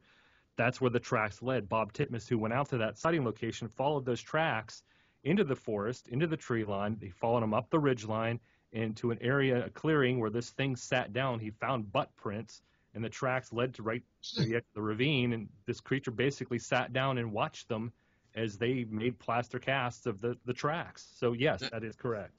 I got to ask, did they make plaster casts of the footprints? I don't think he did. That would be interesting, but I don't think he did. It's got to be a big butt. But that's kind of interesting, because it's like one of those behind the scenes that nobody ever knows about, and now you're finding out that this creature actually stayed around a little bit longer than what we initially thought to the general public. There's a lot of speculation about the Patty film, the PG film. Some people believe that, as you probably know, a maternal animal or maternal creature, in this case, Patty being a female, might have led the Roger and Bob's attention to follow her while the other young ones that were in the area got away. That's one of the theories that's out there, that she acted as a distraction while they were focused on her. The other young ones were able to hide in the brush and not be seen. So that's a real popular theory that's gaining some ground. But we really don't know. I mean, they only found Patty's tracks at that location, and I think there were another set of tracks they found in the area, but don't quote me on that. Now, have you ever been to the location, or do you ever want to go to the location? I've been to Bluff Creek. I've been to the main highway that cuts across Bluff Creek, but Bluff Creek actually from the main highway is like 26 miles deep into the woods. And you can get to it, but you have to take an SUV or a four-wheel drive vehicle back so far, and then the road eventually ends, and then you have to hike to the area. And it's, unless you know exactly where the area is, it's real easy to get lost. And I was out there with a friend of mine who's a wildlife biologist, and we were coming from Oregon down into Northern California through Happy Camp and then over to Willow Creek. So we decided to stop, and I think it's on my Facebook page, but there's a picture of me doing the famous Patty Gimlin, the PG pose where the creature looks at the camera. I'm doing that pose in front of the Bluff Creek sign. So, yeah, I was there back in 2007, but I never made it to the actual film site. Oh. I have a question about the footprints. Whenever I see a video of somebody like finding footprints, and whenever I hear stories about it, it always seems to be one footprint or two footprints. When you go out, and I assume you've found a few in your investigations, are there ever like more than one or two that you can follow it, like what you just described? That's a hard question to answer, because it depends on the terrain. It depends on the ground conditions. I've never found a footprint that has had toes in it that I can definitely say was a Bigfoot track. I've never found anything like that. I found a lot of impressions in the ground that are 18 inches long, 17 inches, 16 inches long, 8 inches wide, and they are in the shape of a foot. So I have to speculate that that's what it was, because here in the Northeast, as you know, Kenny, we don't have ground conditions that are conducive to leave good footprints. Yeah. Even when you find deer tracks, you only find so many, and that's because the ground is wet or you got muddy conditions. We've got bituminous coal, we've got shale, we've got clay, we've got a lot of leaf clutter, really hard, compacted ground. So to find a pristine footprint with toes is like finding the Holy Grail. California. Yeah. Well, in California, you're dealing with, as you know, different type of soil composition. You've got a lot of rainfall. You've got a lot of sandy conditions, beach conditions. I'm coming in so far. A lot of pine trees out there, so the ground is a lot softer. Here in the Northeast, you're walking basically on rock. And now, to find tracks, really lucky. Oh, now do you ever see, because I saw there was a big thing about it, thermal ridges? Have you ever, what do you think about that? You know, the footprint of the footprint. Well, I'm kind of torn on the dermal ridges. Jimmy Chilcutt is a forensic specialist out of Conroe, Texas. He works for the police department there. I don't know if he still works for them or he retired, but he is probably the leading authority on primate fingerprints, if you will, or footprints. He has documented every known species of primate in the world. He's gone out and taken the footprint, putting it in the ink, and then putting on a piece of paper. So he has all these different, like literally hundreds of footprints from different types of primates from all around the world, including humans. And one night he was watching a show on TV, and he saw Dr. Jeff Meldrum holding up a cast, and he looked at that footprint, and he was able to make out what he called dermal ridges on the footprint. In other words, if you look at your hand, you have ridges that go across your hand. You look at your feet, you have ridges that go across your feet. He saw these dermal ridges on the cast, and he called up Jeff, and he said, do you mind if I come out and take a look at these casts, and I'll tell you what I think? And Jeff said, sure, come on out and look at them. Well, he came out, looked at these casts, and made the determination and said, yes, these are actual dermal ridges. This cast is a cast that came from a living foot. In other words, a creature put its foot down in the ground, left the footprint, and then continued on, and the cast collected those dermal ridges. Now, that to me is pretty convincing because he's an expert, he knows his stuff. But other people have done a lot of testing and a lot of recreations of making the cast, and they find out that plaster of Paris and other casting materials leave something called plaster or casting residue, where it builds up and it makes these little lines that appear to be dermal ridges. So we're kind of faced with a conundrum here. Could it be casting artifacts that we're looking at, or could it actually be dermal ridges in these prints? Now, I tend to lead towards Jimmy because Jimmy's an expert and he knows what he's talking about. And he's actually shown some of these casts that look like they have scarring in the foot, like a cut or a deep gash or something to that effect. So it's really hard for me to make a determination if it's legitimate dermal ridges or not because of that possibility of casting artifacts being involved. But Jimmy says they're dermal ridges. I got to go with Jimmy's word. I never knew that about the plaster. That's interesting. Yeah, I didn't know that either. A guy named Matt Crowley did some testing on that years ago. I think like in 2002 or 2003. There was a huge debate in the Bigfoot community about whether they were legitimate dermal ridges or casting artifacts, and he proved that the way the plaster pours, it can layer on itself and make very thin lines that look like dermal ridges, and he demonstrated that and showed that through multiple recreations and multiple experiments that's what happens. So it's a big debate that still goes on to this day. Yeah, it definitely casts doubt on the whole dermal ridge thing.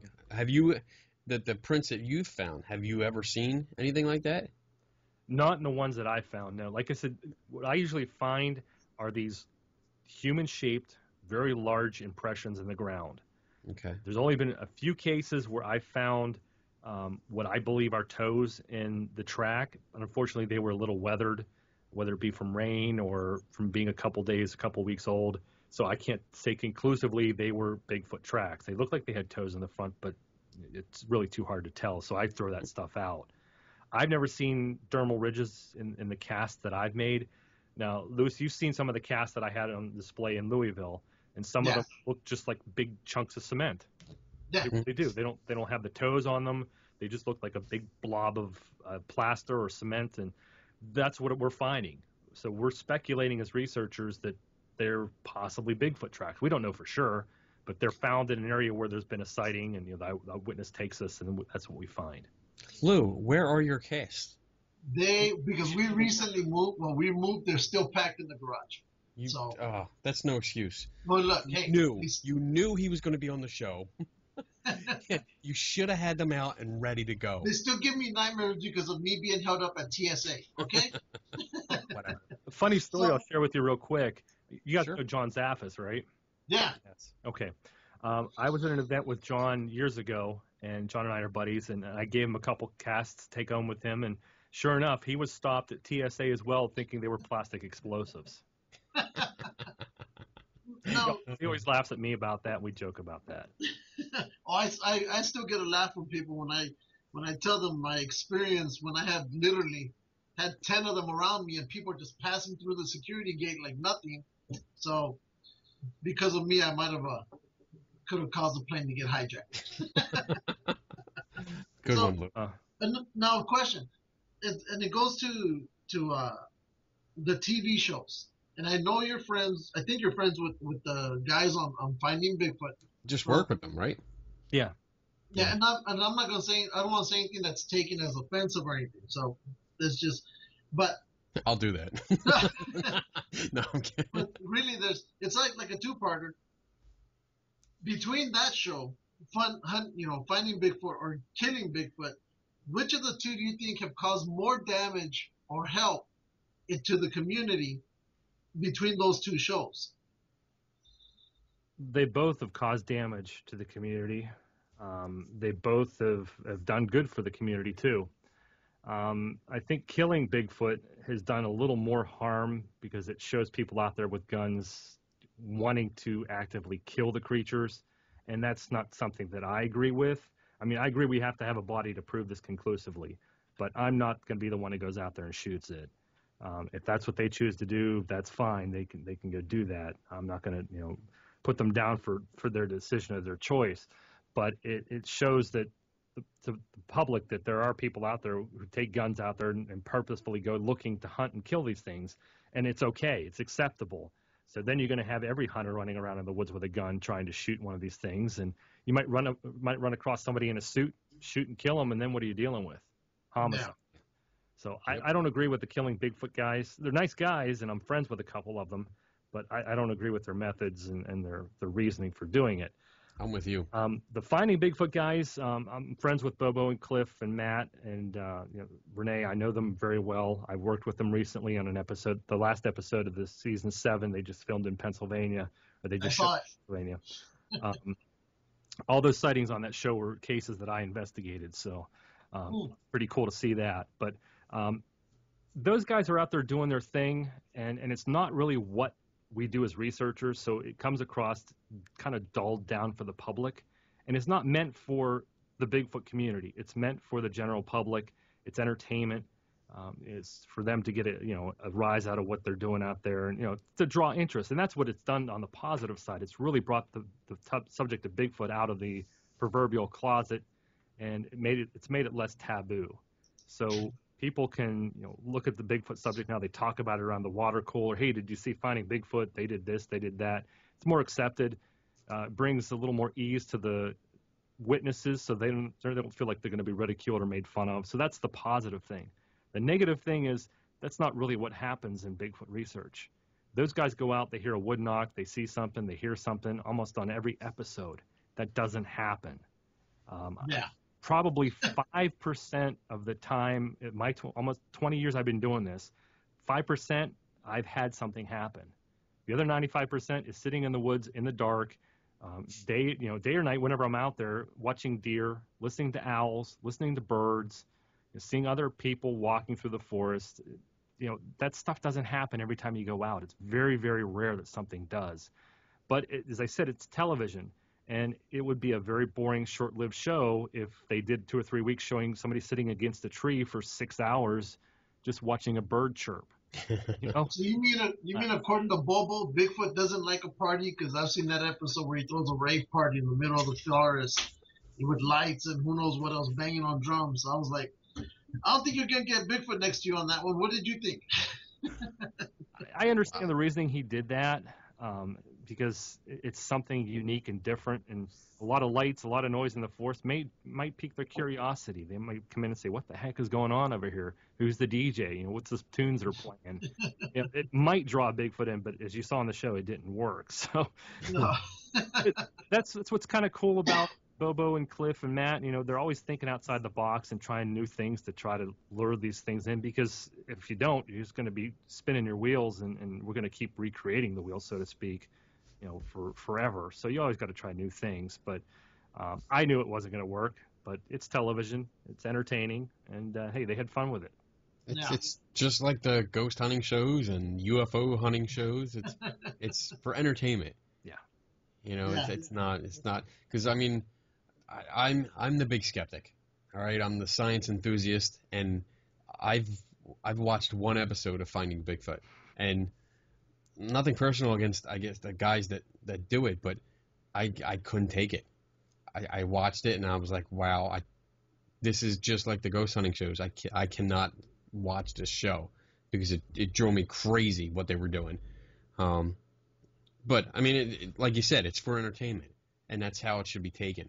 Yeah. Well, it's the same production company, Ping Pong Productions. Yeah, there you go. And I'm the believer on the show, so I don't believe everything, but I believe more than him. You're the good cop, I'm the bad cop. Yeah, exactly. You might find it's hard to believe, but the longer I'm in this, the more cynical and skeptical I've become, because this has been going on. The research has been going on for 50, maybe 60 years now, where there's actually researchers out there trying to collect data. And we still have so very little. A lot of it's circumstantial, a lot of it's anecdotal. There's no physical hard evidence. And I find myself questioning more and more, if this thing is truly real or not. I have no doubt that people are seeing something out there. I mean, we still wouldn't get the sighting reports, and people are having some kind of encounter. But is it a case of misidentification? Is it a case of somebody running around in a ghillie suit or a Bigfoot costume? There's so many factors that can play into what somebody encountered. And it may not necessarily be the fault of the eyewitness. They might truly believe what they saw was a Bigfoot. But it may not have been a Bigfoot. It might be something completely different. And that's Right. My job, is to try to find out if they really saw a Bigfoot or not. And I'll be honest with you guys, after 18 years of doing this in the field and 35 years of studying the subject, I find myself more and more skeptical as the years go by. Well, there was that one researcher, and I can't remember his name, but he was a big time researcher in the 50s all the way through, I think, until he passed away, I think in the early 2000s. But he'd been hunting Bigfoot for 40 years, and before he passed on, one of his friends asked him, "What do you think of Bigfoot? Do you think he exists?" And the guy's reply was, he goes, "I've been searching for Bigfoot for 40 years of my life, and I haven't found one thing." He goes, "You tell me." And he really, really believed in Bigfoot. I wish I found the name. It just escapes me, but he was a well-known researcher in the field. But it's one of those, I guess I understand where you're coming through, where if this one guy's been doing it for 40 years and he never ran across anything, and you're doing it for, 18, 20, I guess somewhere along the way, maybe you get discouraged. A little bit. You can get discouraged, and you can get jaded because you deal with a lot of crap. But we call them the four horsemen of Sasquatchery. You've got Peter Byrne, John Green, Rene DeHinden, and Grover Krantz. And those guys literally... DeHinden. That's what it was, Rene DeHinden. They were the first four guys that were really, in the forefront of all this. And they were doing it for 50, 60 years. Now, John Green's still alive. Renee's passed on. Grover's passed on. Peter's still alive. And he does Bigfoot talks from time to time, but not one of them have had a Bigfoot sighting. And it was Ray DeHinden that I was mentioning, but I just couldn't remember his name because, as you can tell, it's not a common name. Yeah. Now they found tracks, and they recorded thousands of cases, between the four of them, and I'm sure they believe that there's something out there, something going on, but not one of them ever had a sighting. And that kind of not frustrates me, but kind of irritates me that you've got Bigfoot researchers who've been doing this 2 or 3 years to go out there and have 15 sightings or 15 encounters, and they're documenting this, and they're putting their pictures up on the screen saying, look, I've got a picture of 5 Bigfoot, and they take their little red marker and they draw a circle around it, and there's one in that bush, and there's one in that bush, and there's the one in that bush. I call shenanigans on that.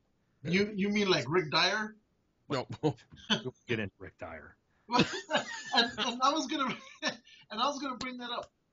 Like I said, I love your show, and I don't listen to the live show for the simple reason that I love to listen to it when I'm at work. It makes my day go by. But I love the show. Because it doesn't work. Yeah. But I remember you would not talk about him, and personally, me, I was disagreeing with you because I was thinking, okay, we have a guy out here who's completely doing fraud, and he's just making a mockery of the whole thing. And I thought it'd be best to expose him and talk about him, maybe not a lot, but enough to get his name out there so people say, I don't have to pay the $20 to see your stuff, teddy bear. Because every time he would do a video, I would put something on his YouTube.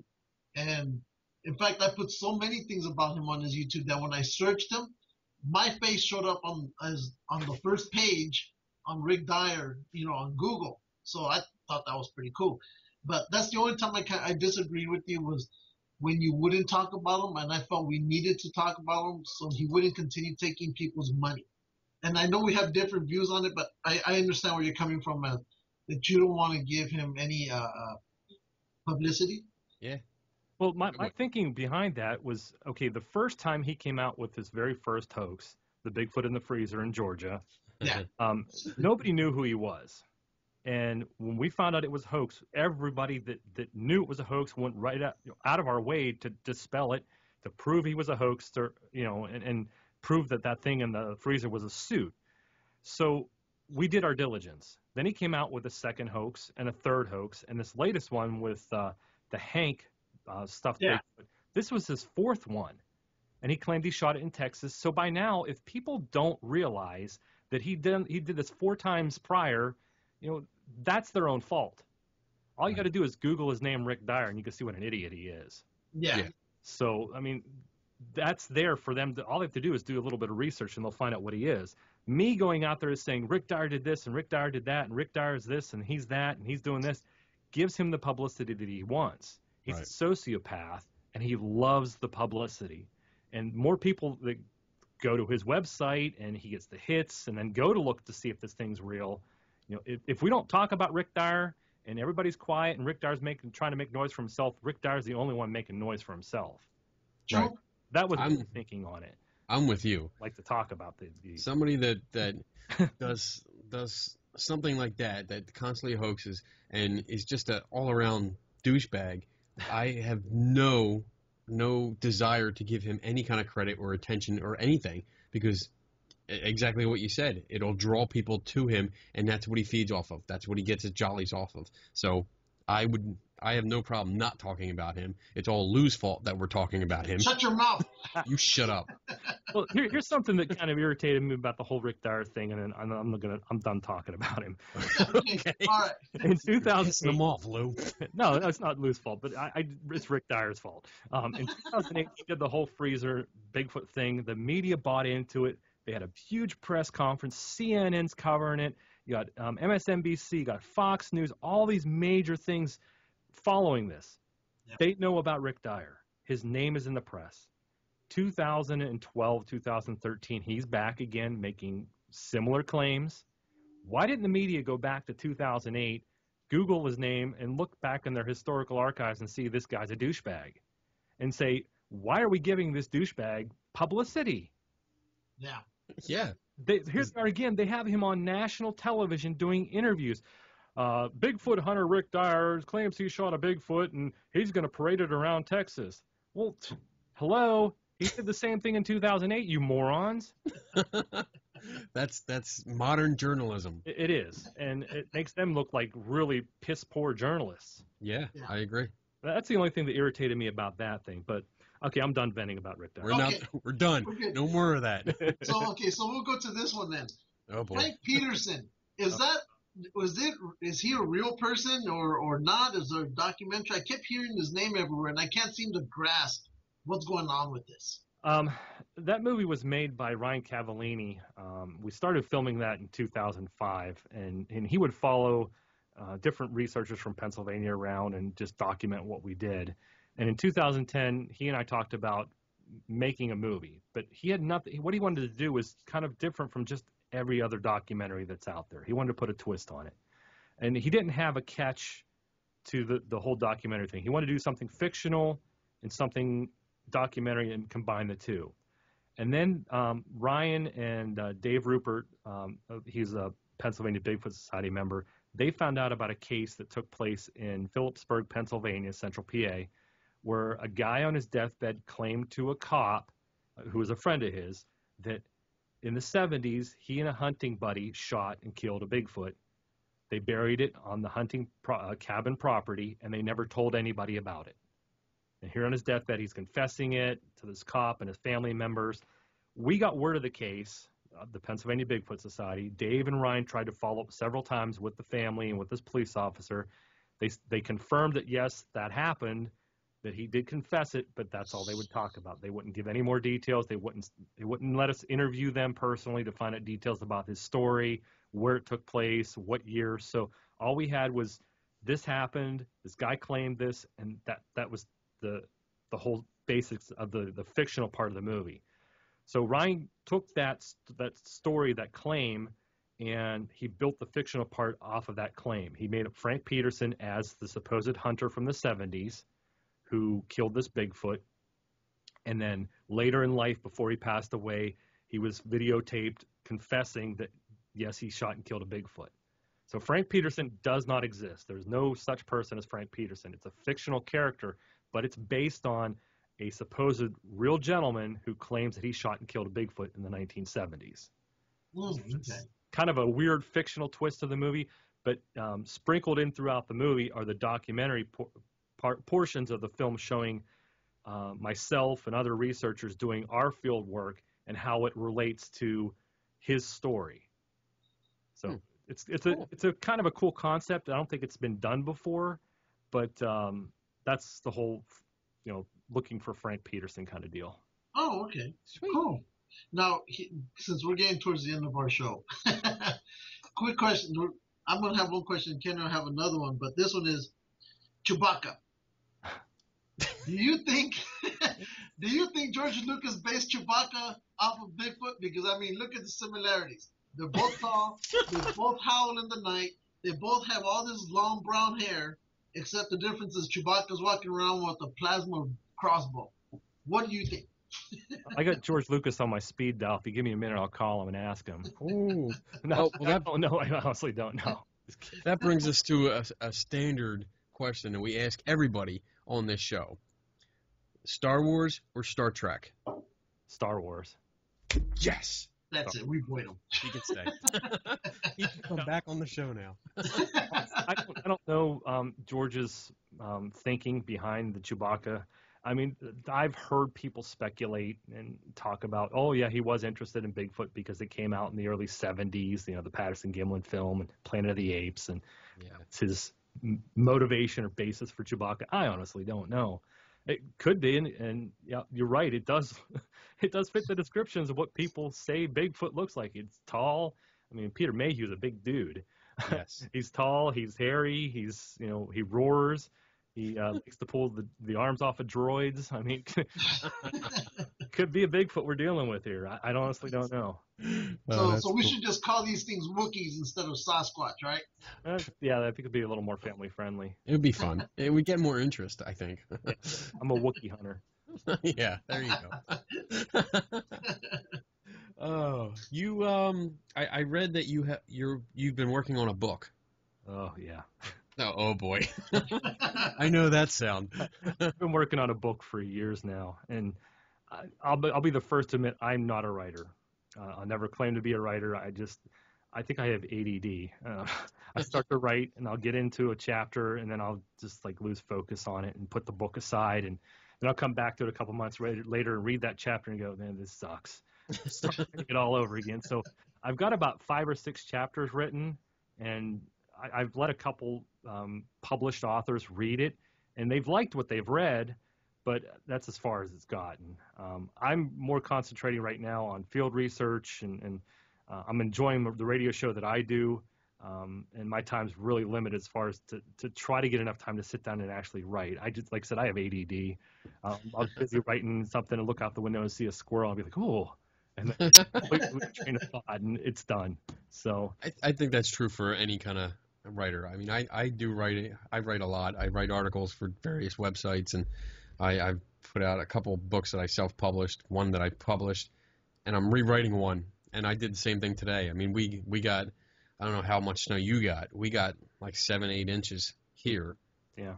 And my wife came up as I'm writing, and she's like, well, it's starting to taper off. Can you take a break soon and shovel? And I was like, well, I'm only writing. Okay, yeah, boom, I'm out. I'll go shovel instead of doing this because I'm stuck. But I think everybody that tries to write something like that goes through that thing.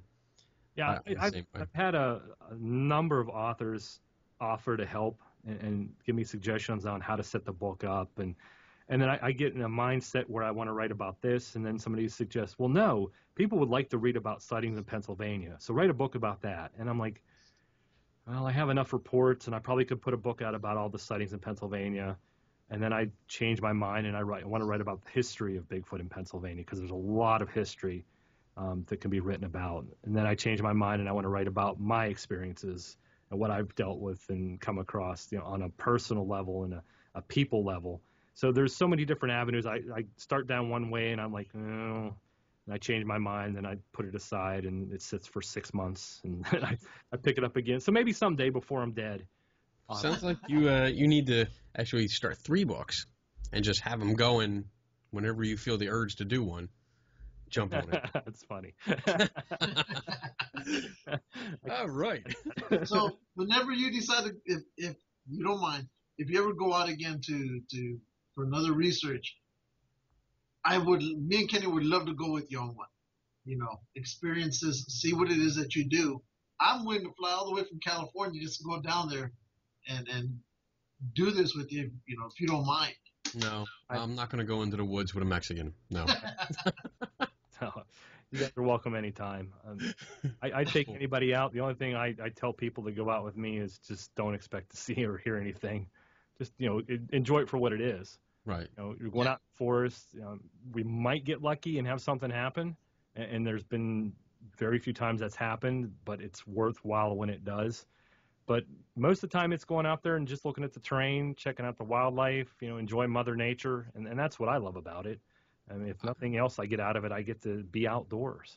I not only would want to go out on one of these excursions like that, but I would love to accompany you on an actual investigation of a sighting. Mm-hmm. Because I've done it. I investigate paranormal claims, ghosts and stuff like that. I'm also involved with MUFON. I do photography consultation for them. A lot of their photos they get on the eastern side of the states, they send to me if they can't figure it out, which is cool. I love doing that. So I've been out on field investigations with MUFON, and I just haven't done any kind of field investigation with like a Bigfoot hunter. So I'm really interested in that and the process that you go through that you explained earlier in the show. I'd like to see that in person. So if you're ever, I guess, closer to Philly or even Gettysburg or around there, I mean, I'll travel. I don't mind.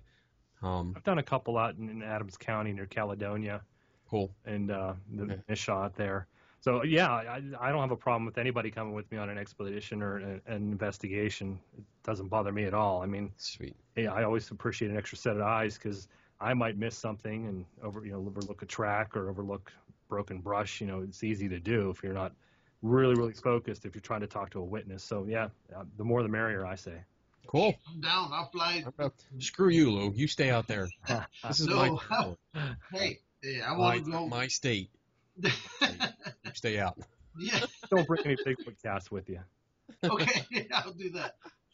I'm going to get the real ones. We're going to find them, and I'm going to help make the plaster and make my own cast. So there. All right. Yeah, that's great. Eric, we appreciate you coming on the show. Pleasure. I can't thank you enough. I know Lou was extremely excited to talk to you, and we've been waiting for a while to get the chance to actually talk to you and talk about Bigfoot, because Bigfoot is pretty much one of our mascots. I mean, we talk about him almost every show. Yeah. So something. So it was nice to actually talk to somebody that's involved in it and has a good back. I must say I'm surprised. I guess maybe I was expecting more of a gung-ho Bigfoot believer, and I was pleasantly surprised because you're more skeptical and science-minded than I expected. I hope that's not an insult. No, not at all. And you'd be surprised that when I first started this back in, about 10 years old, I was so much a believer. I mean, I wanted so badly for a Bigfoot to exist. And it very well might exist. I know there's something out there people are seeing. The Bigfoot phenomenon, I'm convinced, is real. There's something to it. But whether or not Bigfoot exists itself, I'm still questioning. And I've always remained objective and honest, and I've tried to keep my integrity when it comes to this research. I don't put out there any evidence, any false information, anything that I'm going to say is a Bigfoot related piece of evidence unless I know for a fact it's a Bigfoot piece of, it's related evidence to a Bigfoot. Cool. And that's why if you go to my website, you're not going to see tons of footprint pictures. You're not going to see hair samples up there that come back. We don't know what they are. I'm not going to put that evidence out there. People have YouTube channels and they put like 500 videos out there of them walking in the woods, and every little stick that breaks is a Bigfoot. I won't do that because I don't know it's a Bigfoot. I'm not going to put out there stuff that I don't know what it is. So I will. I'll do that. I'll put my dog in the woods and say, look, it's Bigfoot. So is there anything coming up that you want to promote, or your radio show, website, anything? Well, I'll be happy to promote I'm always happy to promote the radio show. Yeah. Beyond the Edge Radio, I do Sunday nights. I got myself a new co-host now, Marie Samuels. Her and I do the 2-hour live show on ParaX on Sunday nights, 8 to 10 Eastern. We just were picked up by another network, Scotty Roberts' network, the Intrepid Paradigm Network. We're on Planet Paranormal, TuneIn, like 1,000 different podcast websites, iTunes, Stitcher, the whole 9 yards. We talk about everything and anything strange and unusual, not necessarily just paranormal, but anything weird. We try to cover. Been doing that this is our 8th year that we've been on the air doing that. I've got a bunch of lectures and appearances coming up this year at different locations. Everybody, if they want to check that out, they can friend me on Facebook or send me a message to find out where I'm going to be speaking. I try to put my events up there, as you guys probably see. Yeah. And on my website, ericaltman.net, I list the events I'm going to be at or lecturing at. And there's information that there's interviews, videos, newspaper articles that I've participated in, a whole bunch of good information there on the website, too, they can check out as well. And I'm so glad that your radio show's back on, because I think you left for, a month or two. And I'll be honest, I was bummed. But when you said you were going to come back, I was so happy. I think I was one of the first people to put congratulations on your comeback. So. Yeah, sometimes you gotta you have to put family and priorities first, and deal with life, and that's what I had to do. So I set it aside for a couple months, and I got to say honestly, I was really overwhelmed at the response of people like yourself, Lou, that were writing me saying, where's the show? We miss it. We want it back. And that was, to me, the biggest compliment anybody could ever pay me, is they want the show back. So I decided in January to bring it back full time again, and the response and welcome back has just been tremendous. I can't thank people enough for that. Awesome. Cool. Awesome. Cool. Well, thank you again, and I'll be in touch. Especially when spring comes around, and I'll be ready. Maybe we'll get Lou out. I don't know. Come on out, Lou. Would love to have you out here and take you guys out in the woods. Yeah, we'll go out. We'll have you back on the show so we can talk about all the shenanigans that went on. And of course, I'll be missing because you guys will leave me in the woods somewhere. Yes, we will. You figured it. That's my plan. All right, Eric. Take care, and we will talk to you soon. Thanks for having me on. All right, bye-bye. Take care. Dude, all right. That was an awesome. That was good. That was fun. Yeah, I enjoyed it. That was an awesome interview. Yeah, it was like I said, it was better than I thought. I was expecting someone to be really, I guess, more gung-ho and not so skeptical, just totally believer. And he surprised me by a lot of the things he was saying. So and that's why I wanted him on, because, like I said, I'm listening to him and meeting him. I figured he's basically right down the line, or almost not in the middle, but he's close to it. Yeah. You know? And I love the fact that he goes, okay, there's something out there. People are seeing something. People are reporting something. But I can't tell you it's Bigfoot. Right. It's something. And I love that, because he's not painting himself into a corner. He's like, here, let's figure this out. Right. He's acknowledging that there's a phenomenon, which there is. You know, I totally agree. There is something going on, because it's got everybody's interested, and people are seeing things. But like you said, and like he said, what they're seeing, we don't know. Yeah. And I like how he says that. We don't know. And he's never had a sighting. I mean, he's been doing it, 18 years, he said? Yeah. I mean, he's had some knockings. He's had some knockings and stuff, but nothing to say, there it is. Yeah. That was good. I really enjoyed that. I'm glad that I booked him on the show and got him on. Well, that was me trying to get him on here, so. Okay, maybe the Bigfoot. So. What's that? Oh, alarm went off. But here, check this out. I want you to listen to this. What is it? But just listen. All right.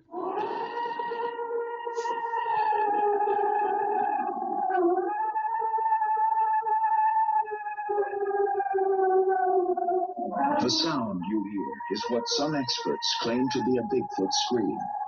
Recorded in the state of Washington by a group of campers in 1971, it is regarded as the highest quality audio of the creature ever captured. That sound there alone has always freaked the crap out of me. You don't know what it is. It doesn't matter. It doesn't sound like a goddamn turkey. Okay. I will agree with you on that. It does not sound like a turkey. But we have no idea what it is. Exactly, we don't. That's what it comes back to, the speculation. Yeah. You know, they're but saying, still, if I hear that, I'm still freaking out. I will go after it. No, because I'll grab you by the back of your pants. That's what's going to happen. We talked about this earlier. Yeah, I already told you. If we saw a Bigfoot in the woods, we're out there in the woods, sitting there, one pops up, you ask what I would do, and I will go straight for it. Nope. Camera in hand, I will have my camera in hand, flipping the switch, put the video on, bloop, and running towards it. And then stopping and going like this. So I can get a clear, stable image. It can't happen. Not blurry. It won't let you do it. But, it will. No, you'd be doing exactly what people say, don't charge a wild animal, because it'll charge back. And that's why I will grab you by the pants and you ain't going anywhere. Nope, you're not fast enough. Oh, trust me, I'm fast enough. And I told you, your job is either to grab me. That's what I'm doing. When it starts charging and it gets within a few feet. If it starts charging, you're on your own. We need a good picture of it. Sorry, you're on your own. Or you take me to the hospital after it's done. I'm 5'10". I don't care. And we're going up against something that's been reported to be 7 feet to 12 feet tall. Report it.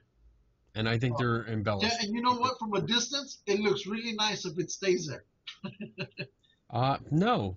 Yep. And I'll be cursing you the whole time. As I'm going towards the Bigfoot with my camera, I'll be cursing going, you pansy-ass bitch.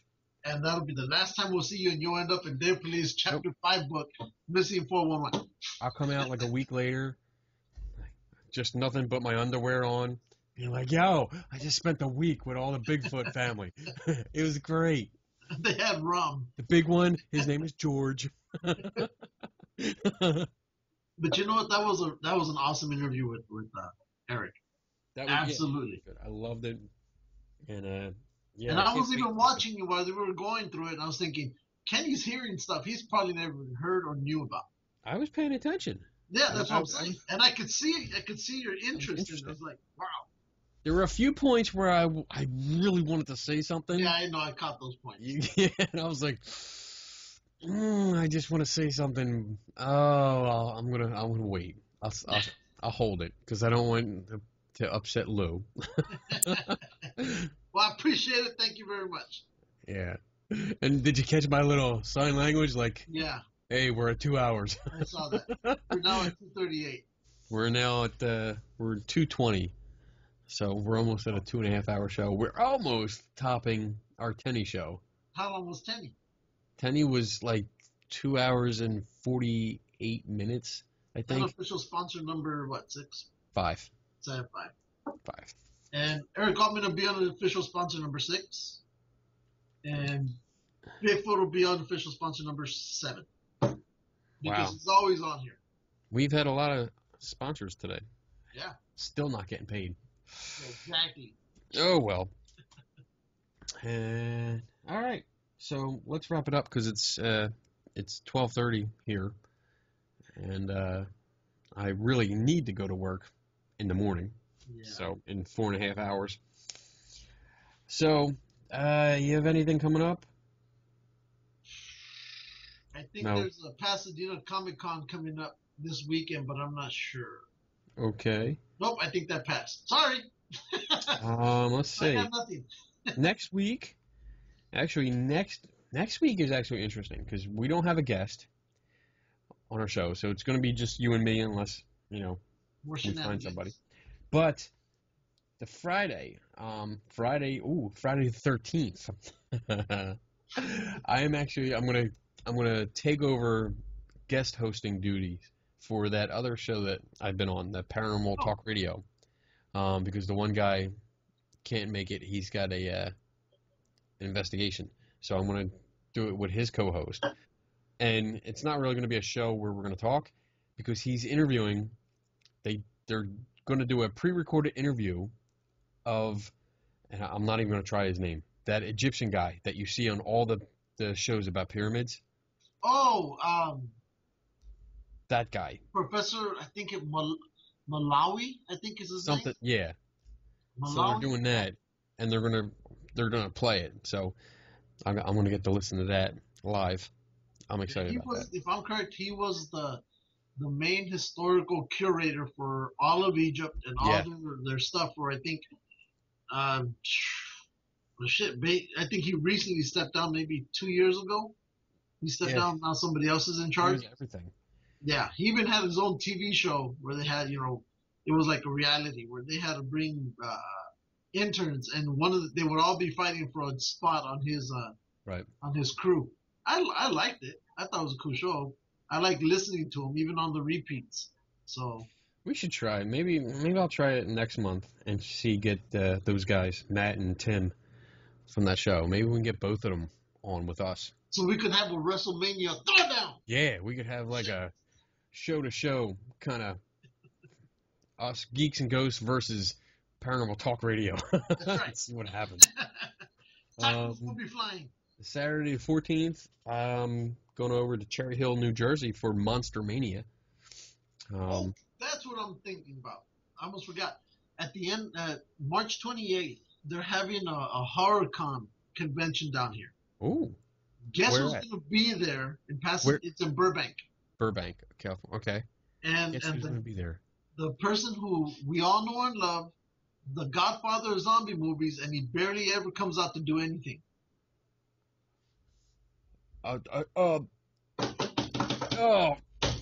Brain fart. Pull out your eyes. Shit. Tell me.